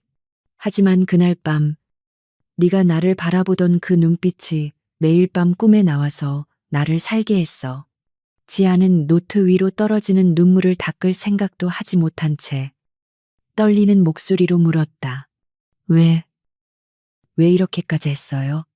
난 그저 하룻밤 실수였을 뿐이잖아요. 당신 같은 재벌에게는 흔하디 흔한 일이었을 텐데. 그녀의 질문에 도연은 지안을 돌려세워 자신의 눈을 똑바로 바라보게 했고 그의 눈동자 속에는 깊은 슬픔과 진심이 소용돌이치고 있었다. 실수 아니, 그건 실수가 아니었어. 그날 밤의 진실을 이제는 말해줘야 할 것 같아. 도연은 지안의 손을 잡고 소파에 앉히며 7년 동안 누구에게도 말하지 못했던 그날의 비밀을 하나씩 털어놓기 시작했다. 당시 도연은 계모추의 명의 여사의 계략으로 인해 약물에 중독된 상태였고 그녀는 도연을 스캔들에 휘말리게 하여 후계자 자리에서 끌어내리기 위해 호텔 방에 몰래 카메라와 기자들을 배치해 두었던 것이었다. 도연은 정신이 혼미해지는 와중에도 함정임을 직감하고 필사적으로 도망쳤고 그때 우연히 호텔 복도에서 아르바이트를 하던 지안과 마주친 것이었다. 내 몸이 불덩이처럼 뜨거웠고 이성은 끊어질 듯 위태로웠어. 당장이라도 쓰러질 것 같았지만 너를 보는 순간 본능적으로 알았어. 너를 지켜야 한다고. 그리고 네가 나를 지켜줄 유일한 사람이라고. 도연의 고백은 이어졌다. 그는 기자들을 피해 지안을 데리고 비상계단으로 숨어들었고 약 기운 때문에 이성을 잃고 짐승처럼 달려들 수도 있었던 상황에서 자신의 허벅지를 펜으로 찌르며 참아냈던 것이었다. 하지만 두려움에 떨면서도 자신을 위해 차가운 물수건을 가져다 주고 땀을 닦아주던 지안의 순수한 마음에 도연의 방어벽은 무너져 내렸고 약물 때문이 아니라 진심으로 그녀를 원하게 되었던 것이다. 네가 기억하는지 모르겠지만 그날 밤 내가 너에게 줬던 게 있어. 내 목숨보다 소중한 거였는데 아침에 눈을 뜨니 너는 사라지고 없더군. 도연의 말에 지아는 미간을 찌푸리며 기억을 더듬었지만 도무지 생각나는 것이 없어 고개를 저었다. 도연은 씁쓸하게 웃으며 상자 깊은 곳에서 또 다른 작은 벨벳 주머니를 꺼내는 척하다가 빈손을 확인하고 당황한 표정을 지었다. 분명히 여기 뒀는데. 어머니 유품인 사파이어 반지. 그날 밤 내가 네 손에 쥐어줬던 거야. 혹시나 내가 잘못되면 그걸 팔아서라도 살라고. 사파이어 반지라는 단어에 지안의 머릿속에 번개처럼 스치는 기억이 있었다. 술과 약 기운에 취해 몽롱했던 그날 새벽. 도연이 자신의 손가락에 무언가 차가운 것을 끼워주며 이건 약속이야. 내가 반드시 너를 찾을게. 라고 속삭였던 희미한 잔상이 떠올랐다. 하지만 그녀는 그것이 꿈이라고 생각했고 아침에 일어났을 때 반지는 없었다.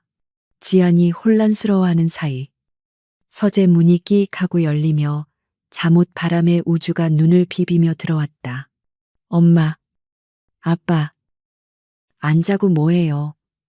나 목말라서 깼는데 물 좀 주세요.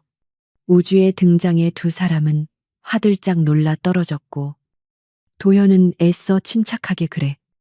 우주야, 이리 와. 라고 손짓했다. 그런데 우주가 걸어올 때마다 잠옷 주머니에서 짤랑거리는 맑은 소리가 났고 도연의 시선이 본능적으로 그곳에 꽂혔다. 우주는 아빠의 시선을 느끼고 주머니에서 무언가를 꺼내 손바닥 위에 올려놓았는데 그것은 다름 아닌 짙은 푸른빛을 내뿜는 거대한 사파이어 반지였다. 아, 이거요. 제가 어릴 때부터 가지고 놀던 보물리로 파란 돌멩이에요. 엄마 가방 깊숙한 곳에 있길래 제가 챙겼는데 반짝거려서 예쁘죠? 우주의 천진난만한 말에 지아는 입을 다물지 못했고 도연은 믿기지 않는다는 표정으로 다가가 반지를 집어들었다. 7년 전 그가 지안에게 주었던 어머니의 유품이자 가문의 며느리에게만 전해지는 전설의 블루문 반지가 바로 눈앞에 그것도 아들의 장난감이 되어 돌아온 것이었다. 세상에, 우주야. 이걸 네가 가지고 있었어. 지아는 그제야 7년 전 아침 자신이 급하게 옷을 챙겨 입을 때 반지가 가방 안으로 미끄러져 들어갔을지도 모른다는 사실을 깨달았다. 도연은 감격에 젖은 눈으로 반지를 바라보다가 천천히 지안의 손을 잡아 끌어 그녀의 약지에 반지를 끼워 주었다. 반지는 마치 주인을 알아본 듯 지안의 손가락에 완벽하게 들어맞았고 영롱한 푸른빛은 서재의 조명을 받아 신비롭게 빛났다. 이제야 제자리를 찾았어. 7년 동안 우리 우주가 이걸 지켜준 거네. 역시 내 아들이야. 도현이 우주의 머리를 쓰다듬자 우주는 으쓱하며 에이. 사실 이거 진짜 보석인 줄 알았어요. 가짜면 이렇게 무거울 리가 없거든요. 나중에 팔아서 슈퍼컴퓨터 사려고 했는데 엄마 거니까 양보할게요. 라고 너스레를 떨었다. 세 사람은 서로를 바라보며 웃음을 터뜨렸고 그 웃음소리는 그동안 쌓여있던 모든 오해와 아픔을 씻겨 내려가게 하는 치유의 멜로디였다. 도연은 우주를 침실로 돌려보낸 뒤 다시 지안과 마주 앉았다. 이제 그들 사이에는 비밀도 거짓도 존재하지 않았다. 도연은 지안의 손을 자신의 볼에 가져다 대며 그 어느 때보다 진지하고 뜨거운 눈빛으로 고백했다. 지안아, 7년 전 그날 밤은 나에게 지옥이 아니라 구원이었어. 네가 나를 살렸고 우주가 나에게 희망을 줬어. 이제는 내가 너희를 살게 해줄게. 계약 남편. 가짜 아빠가 아니라 진짜 내 남자가 되고 싶어. 그의 고백은 달콤한 유혹이 아니라 목숨을 건 맹세처럼 묵직하게 지안의 심장을 파고들었다. 지안은 더 이상 도연을 밀어낼 이유가 없었다. 그녀 역시 지난 7년 동안 무의식 중에 그를 그리워하고 있었음을, 우주의 눈동자에서 그를 찾고 있었음을 인정해야만 했다. 그녀는 도연의 목을 끌어안으며 그의 품에 안겼고 도연은 기다렸다는 듯 그녀의 입술을 찾았다. 두 사람의 입술이 맞닿은 순간 7년의 세월을 건너온 그리움이 불꽃처럼 타올랐다. 그것은 격정적이면서도 더없이 조심스럽고 애틋한 키스였고 서로의 숨결을 나누며 두 사람은 비로소 하나가 되었다. 서재의 창밖에는 다시 눈이 내리기 시작했지만 두 사람을 감싸고 있는 공기는 한여름보다 뜨거웠다. 도연은 지안을 안아들고 침실로 향하지 않고 서재의 소파에 그녀를 눕히며 귓가에 속삭였다. 오늘 밤은 아무데도 못 가. 내가 7년 동안 참았던 만큼 다 보상받아야겠어. 지안은 붉어진 얼굴로 도연의 가슴에 얼굴을 묻으며 끄덕였고 두 사람은 서로의 체온을 느끼며 깊은 밤을 함께 보냈다. 하지만 폭풍전야의 고요함처럼 그들의 행복이 깊어질수록 밖에서는 더 거대한 눈모가 도사리고 있었다. 다음 날 아침, 도연이 출근 준비를 하고 있을 때 우주가 심각한 표정으로 태블릿 PC를 들고 뛰어왔다.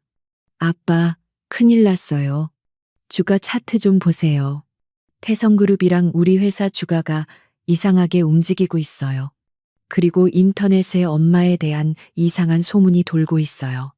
우주가 보여준 화면에는 천재 디자이너, 루나, 알고 보니 산업 스파이 차그룹 기술 빼돌려 해외 매각 시도라는 자극적인 헤드라인의 기사가 포털 사이트 메인을 장식하고 있었고 차 그룹의 주가는 곤두박질 치고 있었다.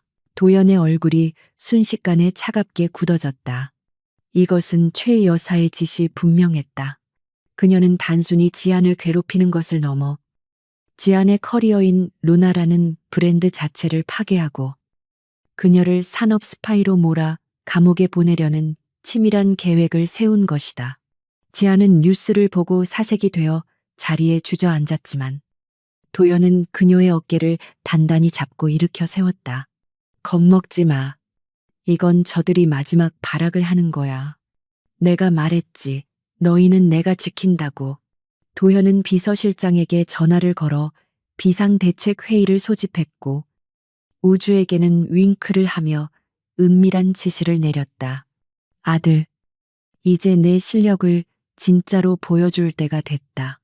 할머니가 만든 가짜 뉴스들 싹 다 역추적해서 원본 소스 찾아내. 그리고 태성그룹 서버 좀 털어봐야겠다. 우주는 비장한 표정으로 엄지를 치켜 세웠고, 맡겨만 주세요. 대한민국 최고의 해커 고스가 누군지 보여줄게요. 우리 엄마 건드린 대가가 얼마나 비싼지 청구서 제대로 날려줄 테니까. 라고 대답했다. 지아는 두 남자의 든든한 모습을 보며 눈물을 닦고 다시 일어섰다. 그녀는 더 이상 숨어서 우는 약한 여자가 아니었다. 그녀는 루나였고 차도연의 아내였으며 천재 해커 우주의 엄마였다. 좋아요. 전쟁이라면 피하지 않겠어요. 내 방식대로 싸울게요. 지아는 드레스룸으로 들어가 전투복과도 같은 정장을 꺼내 입었다. 이제 그들은 각자의 위치에서 최후의 반격을 준비하고 있었다. 도연은 회사로 향하는 차 안에서 창밖을 바라보며 싸늘한 미소를 지었다. 최 여사는 자신이 이겼다고 생각하겠지만 그녀가 간과한 것이 하나 있었다. 바로 지안이 가진 루나라는 브랜드의 힘과 우주라는 예상치 못한 조커의 존재였다. 도연은 이번 기회에 그룹 내의 썩은 부분들을 완전히 도려내고 지안과 우주에게 완벽한 세상을 선물하기로 결심했다. 차가 회사 로비에 도착하자 수많은 기자들이 몰려들었지만 도연은 그들을 향해 여유롭게 손을 흔들어 보였다. 그것은 패배자의 모습이 아니라 승리를 확신하는 제왕의 여유였다. 그리고 그 시각 집요하게 서버를 파고들던 우주의 모니터에 마침내 결정적인 단서가 포착되었다. 잡았다. 이 쥐새끼들. 감히 우리 엄마 아이디어를 훔쳐서 조작해. 우주의 손가락이 엔터키를 강하게 내리쳤고 반격의 서막이 올랐다. 차 그룹 본사의 50층 대회의실은 마치 폭풍 전야의 바다처럼 위태롭고 무거운 침묵이 흐르고 있었는데 거대한 스크린에 띄워진 주가 그래프는 붉은색 하얀 곡선을 그리며 바닥 모르고 추락하고 있었다. 최명희 여사가 퍼뜨린 루나 산업 스파이설은 걷잡을 수 없이 확산되어 주요 주주들과 이사들은 당장이라도 차도연 회장의 멱살을 잡을 듯 험악한 분위기를 조성하고 있었다. 회의실 상석에 앉아있는 도연의 얼굴은 창백하게 굳어 있었고 그의 앞에는 헤이만과 서지안에 대한 고발장이 놓여 있었다. 최 여사는 회심의 미소를 감추며 도연을 향해 가식적인 목소리로 말했다. 도연아, 이제라도 결단해라. 그 여자가 널 이용해 먹은 꽃뱀이자 스파이라는 걸 인정하고 내치면 내가 어떻게든 수습해 주마. 그룹을 위해서라도 네가 희생해야 하지 않겠니? 그녀의 말은 겉으로는 아들을 걱정하는 척했지만 속에는 도연을 완전히 매장시키려는 도끼가 서려 있었다.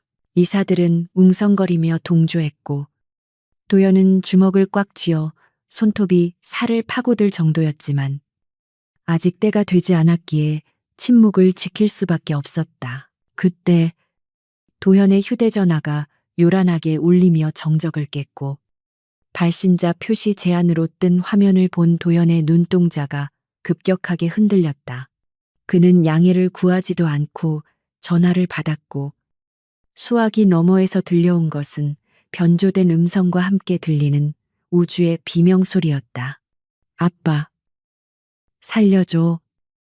무서워. 그리고 이어서 최 여사의 신복인 조 실장의 목소리가 들려왔다. 회장님, 아드님이 저희와 함께 있습니다. 지금 당장 이사회에서 사임 의사를 밝히고 서지현 씨가 스파이임을 자백하십시오. 안 그러면 이 아이가 어떻게 될지 장담 못합니다. 도연은 자리를 박차고 일어나며 너희들 우주한테 손끝 하나라도 대면 다 죽여버릴 거야. 어디야 당장 말해 라고 절규했다. 이사들은 회장의 갑작스러운 폭주에 경악했고 최 여사는 속으로 쾌재를 부르며 드디어 걸려들었구나라고 생각했다. 도현은 겉옷을 챙길 새도 없이 회의실을 뛰쳐나갔고 남겨진 이사회는 혼란의 도가니에 빠졌다. 하지만 엘리베이터에 탄 도현의 표정은 문이 닫히자마자 180도 돌변했는데 방금 전의 공포와 당혹감은 온데간데 없고 차분하다 못해 서늘한 냉소만이 남아 있었다. 그는 휴대폰 화면에 떠 있는 우주의 메시지를 다시 한번 확인했다. 아빠, 연기력 대박 아카데미 나무주 연상감이네요. 저는 지금 안전하게 팝콘 먹으면서 관람 중이니까 걱정 말고 작전대로 하세요. 할머니한테 뜨거운 맛 좀 보여줘야죠. 사실 우주는 납치당한 것이 아니라 최 여사의 하수인들이 자신을 미행한다는 것을 미리 간파하고 역으로 그들을 함정에 빠뜨린 것이었다. 그는 미리 준비해둔 가짜 음성 파일과 딥페이크 영상을 조 실장의 폰으로 전송하여 마치 자신이 납치된 것처럼 꾸몄고 실제로는 경호원들과 함께 최첨단 장비가 갖춰진 안전가옥, 아니 작전 상황실에 머물고 있었다. 도연은 넥타이를 느슨하게 풀며 중얼거렸다. 그래, 우리 아들이 감독인데 주연 배우가 NG를 낼 순 없지. 쇼타임이다. 한편 도현이 빠져나간 회의실은 최 여사의 동무대가 되어 있었다. 그녀는 의기양양하게 자리에서 일어나 마이크를 여러분, 보시다시피 차 회장은 사적인 감정에 휘둘려 이성적인 판단을 잃었습니다. 이런 사람에게 그룹의 운명을 맡길 수는 없습니다. 제가 임시 의장으로서 사태를 수습하겠습니다. 라고 선언했다. 그녀의 지지 세력들이 박수를 치며 분위기를 몰아가려는 찰나 굳게 닫혀있던 회의실 문이 다시 한번 열리며 낯선 하지만 압도적인 아우라를 풍기는 여자가 걸어 들어왔다. 서지안이었다. 그녀는 평소의 편안한 차림이 아닌 날선 칼날처럼 완벽하게 재단된 블랙 슈트를 입고 있었고 손에는 두툼한 서류 가방을 들고 있었다. 경호원들이 그녀를 막으려 했지만 그녀의 뒤따라 들어오는 수십 명의 변호인단과 금융 전문가들의 위세에 눌려 길을 터줄 수밖에 없었다. 누구 맘대로 수습을 합니까? 진짜 주인은 여기 있는데 지안의 목소리는 높지 않았지만 회의실 구석구석까지 명료하게 울려 퍼졌고 최 여사는 사색이 되어 소리쳤다. 네가 감히 여기가 어디라고 들어와 경비 당장 이 여자를 끌어내 하지만 지안은 눈 하나 깜짝하지 않고 단상 앞으로 걸어 나와 서류 가방을 테이블 위에 쾅 내려놓았다. 저는 오늘 피해자 신분이 아니라 차 그룹의 새로운 대주주로서 이 자리에 왔습니다. 그녀가 꺼내든 서류는 루나 브랜드의 매각 대금이 아니라 최근 폭락한 차 그룹의 주식을 전량 매입했다는 주식 매매 증명서와 위임장들이었다. 여러분은 제가 기술을 빼돌려 팔아먹으려 했다고 믿으셨겠지만 사실 저는 제 전 재산과 루나의 브랜드 가치를 담보로 누군가 고의로 떨어뜨린 차 그룹의 주식을 방어하고 있었습니다.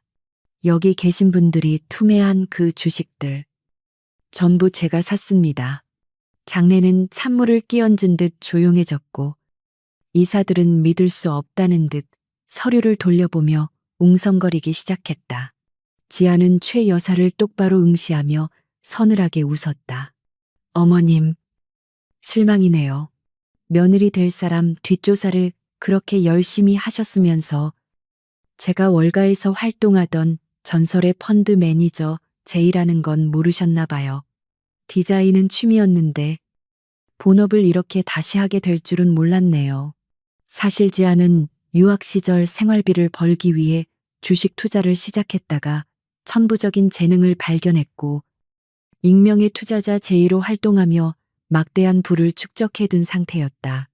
그녀가 루나라는 정체를 숨겼던 것도 사실은 이 거대한 자금력을 숨기기 위함이었다. 최 여사는 뒷목을 잡으며 휘청거렸지만 아직 그녀에게는 납치된 우주라는 마지막 카드가 남아있다고 믿었다. 그 시각 서울 외곽의 폐공장 지대. 최 여사는 회의실 상황이 불리하게 돌아가자 우주를 인질로 삼아 판을 뒤집기 위해 직접 현장으로 향했다. 낡은 공장 안은 을씨년스러웠고 먼지가 뽀얗게 쌓인 바닥에는 밧줄에 묶인 채 고개를 숙이고 있는 작은 아이의 실루엣이 보였다. 최 여사는 또각또각 구두 소리를 내며 다가가 비릿한 미소를 지었다. 찰쌤, 불쌍한 것. 네 아비랑 어미가 너무 똑똑해서 네가 고생하는구나. 하지만 어쩌겠니? 이게 다 운명인 것을. 그녀는 아이의 턱을 잡아 올리려 손을 뻗었지만 손이 닿는 순간 지직하는 소리와 함께 아이의 형상이 홀로그램처럼 일렁이며 사라져 버렸다. 뭐야, 이게 어떻게 된 거야? 최 여사가 당황하여 뒷걸음질 치자 텅 빈 공장 안의 스피커에서 우주의 명랑한 목소리가 울려 퍼졌다. 할머니, 땡, 틀렸습니다. 요즘 누가 구식으로 납치를 해요. 디지털 시대잖아요. 동시에 공장 벽면을 가득 채우고 있던 대형 스크린들이 일제히 켜지며 차그룹 대회의실의 모습이 실시간으로 송출되기 시작했다. 그리고 반대로 대회의실의 메인 스크린에는 폐공장에 홀로 서서 허공에 삿대질을 하고 있는 최 여사의 우스꽝스러운 모습이 생중계되고 있었다. 우주는 자신의 안전가옥에서 마이크를 잡고 DJ처럼 진행을 시작했다. 자, 지금 보시는 화면은 탐욕스러운 할머니의 최후라는 리얼리티 쇼입니다. 할머니, 거기 카메라 많으니까 예쁘게 웃으세요. 지금 전 국민이 보고 있거든요. 최 여사는 사방에 설치된 몰래 카메라를 발견하고 비명을 질렀다. 이것 꺼 당장 끄라고 조 실장. 어디 있어 하지만 조 실장은 이미 도연의 경호팀에 의해 제압된 상태였고 그녀는 완벽하게 고립되어 있었다.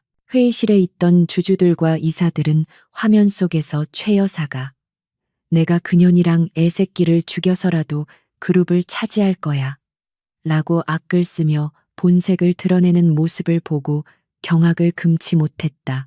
그것은 단순한 경영권 다툼이 아니라 명백한 살인 예고이자 범죄의 자백이었다. 지아는 팔짱을 낀 채 그 모습을 지켜보며 차갑게 말했다. 보셨죠? 이게 바로 여러분이 따르려던 리더의 실체입니다.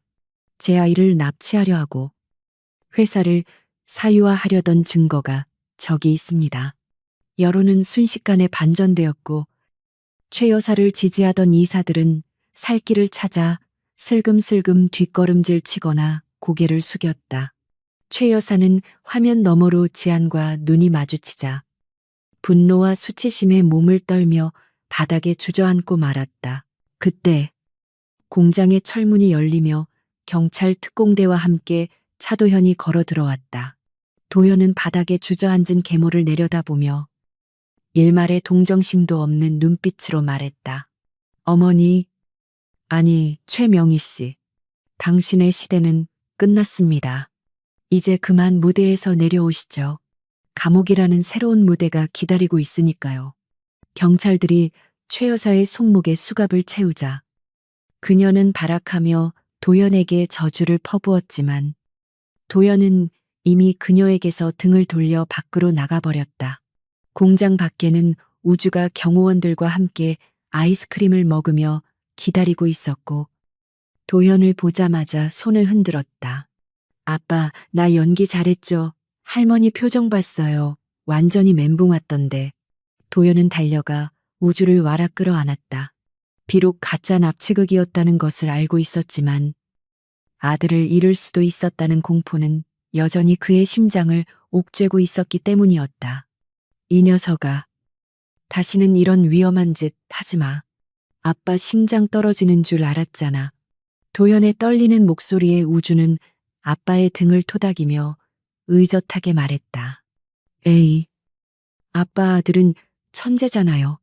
그리고 엄마를 지키려면 이 정도는 해야죠. 도연은 피식 웃으며 우주의 볼에 입을 맞췄고 곧바로 지안에게 영상통화를 걸었다. 화면 속에 나타난 지안은 승리감에 도취되기보다는 안도감에 젖은 표정이었다. 여보, 우주는요, 괜찮아요. 지안의 물음에 도연은 우주를 비춰주며 대답했다. 네, 아주 멀쩡하게 아이스크림 먹고 있습니다. 당신은 회의실 정리는 끝났어. 네, 완벽해요. 당신 계모님 덕분에 주가가 바닥을 쳐서 제가 아주 헐값에 지분을 싹 쓸어 담았거든요. 이제 차그룹 최대 주주는 당신이 아니라 저예요. 강 회장님, 지안의 장난 섞인 말에 도연은 호탕하게 웃었다. 하하, 이거 졸지의 셔터맨 신세가 되겠네. 그래도 상관없어. 당신이랑 우주만 내 곁에 있다면 모든 것이 제자리로 돌아오고 있었다. 최 여사의 몰락과 함께 차그룹을 참애던 낡은 관습과 음모들은 사라졌고 도현과 지안 그리고 우주는 진정한 가족으로 거듭나고 있었다. 하지만 아직 해결해야 할 마지막 과제가 남아 있었다. 지안은 회의실을 정리하고 나오면서 복도 끝에서 자신을 기다리고 있는 민서윤과 마주쳤다. 서윤은 수갑을 찬 채 연행되어 가면서도 지안을 노려보며 독서를 내뱉었다. 네가 이겼다고 생각하지 마. 너 같은 건 도연 오빠한테 안 어울려. 언젠가 버림받을 거야. 지안은 가던 길을 멈추고 서윤에게 다가가 그녀의 귓가에 조용하지만 뼈 있는 한마디를 남겼다. 걱정 마세요. 도연 씨는 내가 지켜요. 그리고 당신은 감옥에서 내 성공을 지켜보면서 평생 후회하게 될 거예요. 아, 감옥에는 TV가 나오나 모르겠네. 지안은 미련 없이 돌아섰고 서윤의 절규는 닫히는 엘리베이터 문 뒤로 사라졌다. 저녁이 되자 세 사람은 한강이 내려다 보이는 레스토랑에서 늦은 저녁 식사를 함께 했다. 전쟁 같았던 하루가 지나고 맞이한 평화는 꿀맛보다 달콤했다. 우주는 스테이크를 오물거리며 물었다. 근데 엄마, 아빠, 이제 우리 진짜 같이 사는 거죠. 할머니도 없고, 괴물 아줌마도 없고, 도연과 지아는 서로를 바라보며 미소 지었다. 그럼 이제 아무도 우리를 방해할 수 없어. 내일부터는 아빠가 매일 아침 깨워줄게. 도연의 말에 우주는 고개를 갸웃거렸다. 아빠 요리 솜씨는 좀 별로던데 그냥 엄마가 깨워주면 안 돼요. 세 사람의 웃음소리가 레스토랑을 가득 채웠다. 하지만 도연은 알고 있었다. 이제 정말로 지안에게 정식으로 프러포즈를 해야 할 때가 왔다는 것을 7년 전 놓쳤던 그 순간을 이번에는 완벽하게 되찾아야 했다. 그는 주머니 속의 반지를 만지작거리며 다가올 내일의 서프라이즈를 계획하고 있었다. 계절의 여왕이라 불리는 5월의 따스한 봄바람이 한강의 물결을 부드럽게 어루만지는 저녁. 서울 마리나 클럽의 프라이빗 선착장에는 대한민국에서 가장 화려하고 거대한 요트 더 루나호가 출항을 앞두고 은은한 조명을 밝히고 있었다. 차도연은 지난 몇 달간 그룹을 뒤흔들었던 경영권 분쟁과 최 여사의 구속이라는 폭풍우가 지나간 뒤 마침내 찾아온 평화를 기념하고 서지안에게 정식으로 프러포즈하기 위해 이 자리를 마련했는데 천하의 차 회장이라 불리는 그도 오늘만큼은 긴장감을 감추지 못해 넥타이를 몇 번이나 고쳐매며 초조하게 가판을 서성이고 있었다. 그는 7년 전 호텔 방에서 잃어버렸던 그 밤의 인연을 되찾기 위해 얼마나 많은 시간을 돌아왔는지 회상하며 오늘이야말로 그녀에게 완벽한 확신과 영원한 사랑을 맹세하리라 다짐했다. 잠시 후 선착장 입구에서 지안이 도착했다는 무전이 들려왔고 도연은 떨리는 가슴을 진정시키며 그녀를 맞이하기 위해 탈 앞으로 향했다. 지안은 심플하지만 우아한 화이트 드레스를 입고 있었는데 강바람에 흩날리는 머리카락과 달빛을 받아 반짝이는 그녀의 모습은 도연이 꿈꿔왔던 여신의 모습 그 자체여서 그는 잠시 숨쉬는 것조차 잊고 멍하니 그녀를 바라보았다. 지아는 도연의 에스코트를 받으며 요트에 올랐고 요트가 부드럽게 물살을 가르며 한강 중심부로 나아가자 서울의 야경이 파노라마처럼 펼쳐지며 환상적인 분위기를 자아냈다. 선상에는 최고급 샴페인과 셰프가 준비한 코스 요리가 세팅되어 있었고 은은하게 흐르는 재즈 선율은 두 사람의 로맨틱한 분위기를 고조시켰다. 도현은 지안과 건배를 나누며 지난 7년 동안 혼자 아이를 키우며 겪었을 그녀의 고통과 외로움에 대해 다시 한번 진심으로 사과하고 위로했다. 지안아, 내가 없는 시간 동안 씩씩하게 버텨줘서, 그리고 우주를 이렇게 훌륭하게 키워줘서 정말 고마워. 이제는 당신이 혼자 짐을 짊어지지 않게 할게. 당신의 뒤에는 항상 내가 있을 거야. 도연의 따뜻한 고백에 지아는 눈시울을 붉히며 고개를 끄덕였고 두 사람은 서로의 손을 꼭 잡은 채 흐르는 강물을 바라보며 깊은 교감을 나누었다. 식사가 끝나갈 무렵 도현은 지안을 데리고 요트의 가장 높은 데크로 올라갔는데 그곳에는 수천 송이의 장미꽃잎이 카페처럼 깔려 있었고 하늘에는 보름달이 밝게 떠 있어 그들을 축복하는 듯했다. 도현은 품 안에서 준비해둔 벨벳 케이스를 꺼내 들고 지안의 앞에 한쪽 무릎을 꿇었다. 7년 전 나는 준비되지 않은 상태에서 너를 만났고 지키지 못했어. 하지만 이제는 달라. 내 모든 것을 걸고 너와 우주를 지킬 준비가 되었어. 서지안, 나랑 결혼해 줄래? 계약서상의 아내가 아니라 내 영혼의 동반자가 되어줘. 도연이 케이스를 열자 그 안에는 7년 전의 그 사파이어 반지와 함께 그보다 더 크고 영롱하게 빛나는 다이아몬드 반지가 나란히 놓여 있었다. 그것은 과거의 약속과 미래의 맹세를 상징하는 것이었다. 지아는 벅차오르는 감동에 입을 막고 눈물을 흘리며 도연을 내려다보았다. 그녀가 좋아요. 도현 씨. 라고 대답하려는 찰나. 갑자기 요트의 조명이 화려하게 전멸하더니 경쾌한 팡파르 음악과 함께 잠깐만요. 라는 힘찬 외침이 들려왔다. 두 사람이 놀라 뒤를 돌아보자 턱시도를 귀엽게 차려입은 우주가 선글라스를 끼고 위풍당당하게 걸어 나오고 있었다. 우주는 마치 영화 속 주인공처럼 도현과 지안 사이를 가로막고 서더니 도현을 향해 검지를 흔들며 혀를 찼다. 아빠, 프러포즈가 너무 올드하잖아요. 요즘 트렌드는 낭만보다는 현실적인 보장이라고요. 엄마가 감동받아서 울기만 하면 끝인 줄 알아요.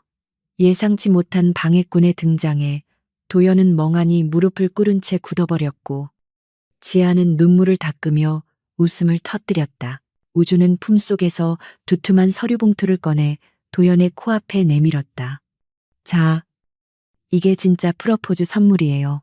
엄마가 아빠를 받아주기 전에 아빠가 이 계약서에 서명부터 해야 해요. 도연이 어리둥절한 표정으로 서류를 받아들어 내용을 확인하는 순간 그의 눈이 휘둥그레졌다. 서류의 제목은 차그룹 경영 위탁 계약서였고 계약 당사자는 갑서우주 대주주 을 차도연 전문 경영인으로 명시되어 있었다. 도연이 떨리는 목소리로 이게 무슨 소리냐? 네가 대주주라니? 라고 묻자 우주는 선글라스를 벗으며 윙크를 날렸다. 아빠, 지난번 주가 폭락 사태 때 엄마 이름으로 주식을 매집한 익명의 투자자 제이가 누군지 궁금하지 않았어요. 그거 저예요. 엄마 몰래 해킹대회 상금이랑 코인 투자로 불린 비자금 좀 썼죠. 도연과 지아는 경악을 금치 못하고 입을 다물지 못했다. 6살짜리 아들이 그동안 방구석에서 컴퓨터만 두드리는 줄 알았더니 사실은 글로벌 자본시장을 움직이는 큰손이었다는 사실은 상상을 초월하는 반전이었다. 우주는 으쓱하며 설명을 이어갔다. 할머니가 주가를 바닥으로 떨어뜨려준 덕분에 아주 싼 값에 줍줍했죠. 현재 차그룹 지분 구조를 보면 엄마가 1대 주주, 제가 2대 주주, 아빠는 3대 주주 정도. 그러니까 실질적인 오너는 저랑 엄마라는 거죠. 우주의 설명은 너무나 논리적이고 정확해서 반박할 여지조차 없었다. 천하의 차도연 회장이 하루아침에 아들에게 고용된 바지 사장 신세가 된 것이었다. 도연은 허탈한 웃음을 터뜨리며 바닥에 주저앉았지만 그 웃음은 패배감이 아닌 기특함과 사랑스러움으로 가득 차 있었다. 하하하, 내가 호랑이 새끼를 키운 게 아니라 용을 낳았구나. 그래, 내가 졌다. 네가 내 상사다. 우주는 씩 웃으며 계약서의 세부 조항을 읽어내려갔다. 제1조. 울 차도연은 갑서 우주과 병서지안의 행복을 최우선으로 한다. 제2조. 주말에는 무조건 가족여행을 가야 하며 업무 핑계 금지. 제3조. 엄마를 울릴 시에는 즉시 해고 및 위자료 1조 원 청구. 동의하십니까? 조항 하나하나가 도연을 버참에는 노예 계약이나 다름없었지만 도연에게는 그 어떤 연봉 계약서보다 달콤하게 들렸다. 도연은 지안을 바라보며 물었다. 여보, 우리 회장님 지시가 아주 엄격한데 당신 생각은 어때? 내가 이 계약직 CEO 자리를 수락해도 될까? 지아는 행복한 미소를 지으며 고개를 끄덕였다. 글쎄요. 수습 기간을 좀 더 봐야 하지 않을까요? 일단 요리 실력부터 좀 검증하고요. 도연은 알겠습니다. 마님, 분부대로 하죠. 라고 외치며 만년필을 꺼내 호쾌하게 서명했다. 그 순간 한강의 밤하늘 위로 화려한 불꽃놀이가 터지기 시작했다. 펑, 펑, 펑, 오색 찬란한 불꽃들이 검은 하늘을 수놓으며 세 사람의 새로운 시작을 축복해 주었고 우주는 신나서 방방 뛰며 와 대주주 기념 축포다라고 소리쳤다. 도연은 서명을 마친 계약서를 우주에게 건네주고 다시 지안에게 다가가 그녀의 허리를 끌어안았다. 그리고 이번에는 방해받지 않고 그녀의 입술에 깊고 뜨거운 키스를 퍼부었다. 불꽃이 터지는 소리와 함께 두 사람의 심장 소리가 하나로 포개어졌고 우주는 두 눈을 가리는 척하며 손가락 사이로 그 모습을 지켜보며 키득거렸다. 7년 전 엇갈린 운명으로 시작된 인연은 돌고 돌아 완벽한 가족이라는 종착역에 도착했다. 차가운 이성과 데이터로만 세상을 보던 도연에게 지안과 우주는 예측할 수 없는 따뜻한 변수였고 그 변수들은 그의 인생을 가장 완벽한 해피엔딩으로 이끌어 주었다. 차그룹 본사 로비. 출근 시간이 되자 직원들이 분주하게 움직이는 가운데 자동문이 열리며 세 사람의 실루엣이 등장했다. 가장 앞장선 것은 꼬마 회장님 포스를 풍기는 우주였고 그 뒤로 우아한 정장 차림의 서지한 의장 그리고 양손에 우주의 가방과 지안의 핸드백을 든 차도연 대표가 따르고 있었다. 직원들은 일제히 허리를 숙여 인사했다. 안녕하십니까. 의장님, 대주주님 그리고 대표님. 도연은 직원들에게 윙크를 하며 넉살 좋게 받아쳤다. 다들 수고가 많아요. 오늘 점심은 우리 대주주님께서 쏘신답니다. 엘리베이터에 탄 세 사람. 우주가 태블릿으로 주가를 확인하며 심각하게 말했다. 김 비서. 아니 아빠. 이번 분기 실적이 좀 저조하네요. 이러다간 주말 캠핑권 박탈당할 수도 있어요. 도연은 화들짝 놀라며 아이고. 회장님, 그건 환율 변동 때문입니다. 제가 주말까지 만회하겠습니다. 캠핑만은 제발. 이라며 굽신거렸다. 지아는 그런 두 남자를 보며 웃음을 참지 못했다. 엘리베이터 문이 열리고 50층 스카이라운지로 들어서는 세 사람의 뒷모습 위로 따스한 햇살이 쏟아져 내렸다. 천재 해커 아들과 능력 있는 디자이너 아내, 그리고 그들을 세상에서 제일 사랑하는 계약직 남편. 이 기묘하고도 사랑스러운 가족의 이야기는 대한민국 재계의 전설이 되어 오래오래 회자되었다. 그들의 행복은 주가 그래프처럼 등락을 반복할지라도 우상향하는 사랑의 가치만큼은 절대 변하지 않을 것이었다. 도현은 지안의 손을 잡고 속삭였다. 오늘 저녁은 김치찌개 어때? 내가 끓여줄게. 지안이 미소 지으며 대답했다. 좋아요. 대신 설거지는 당신 몫이야. 아니 차 대표님. 닫히는 문 너머로 세 사람의 행복한 웃음소리가 끊이지 않고 울려 퍼졌다.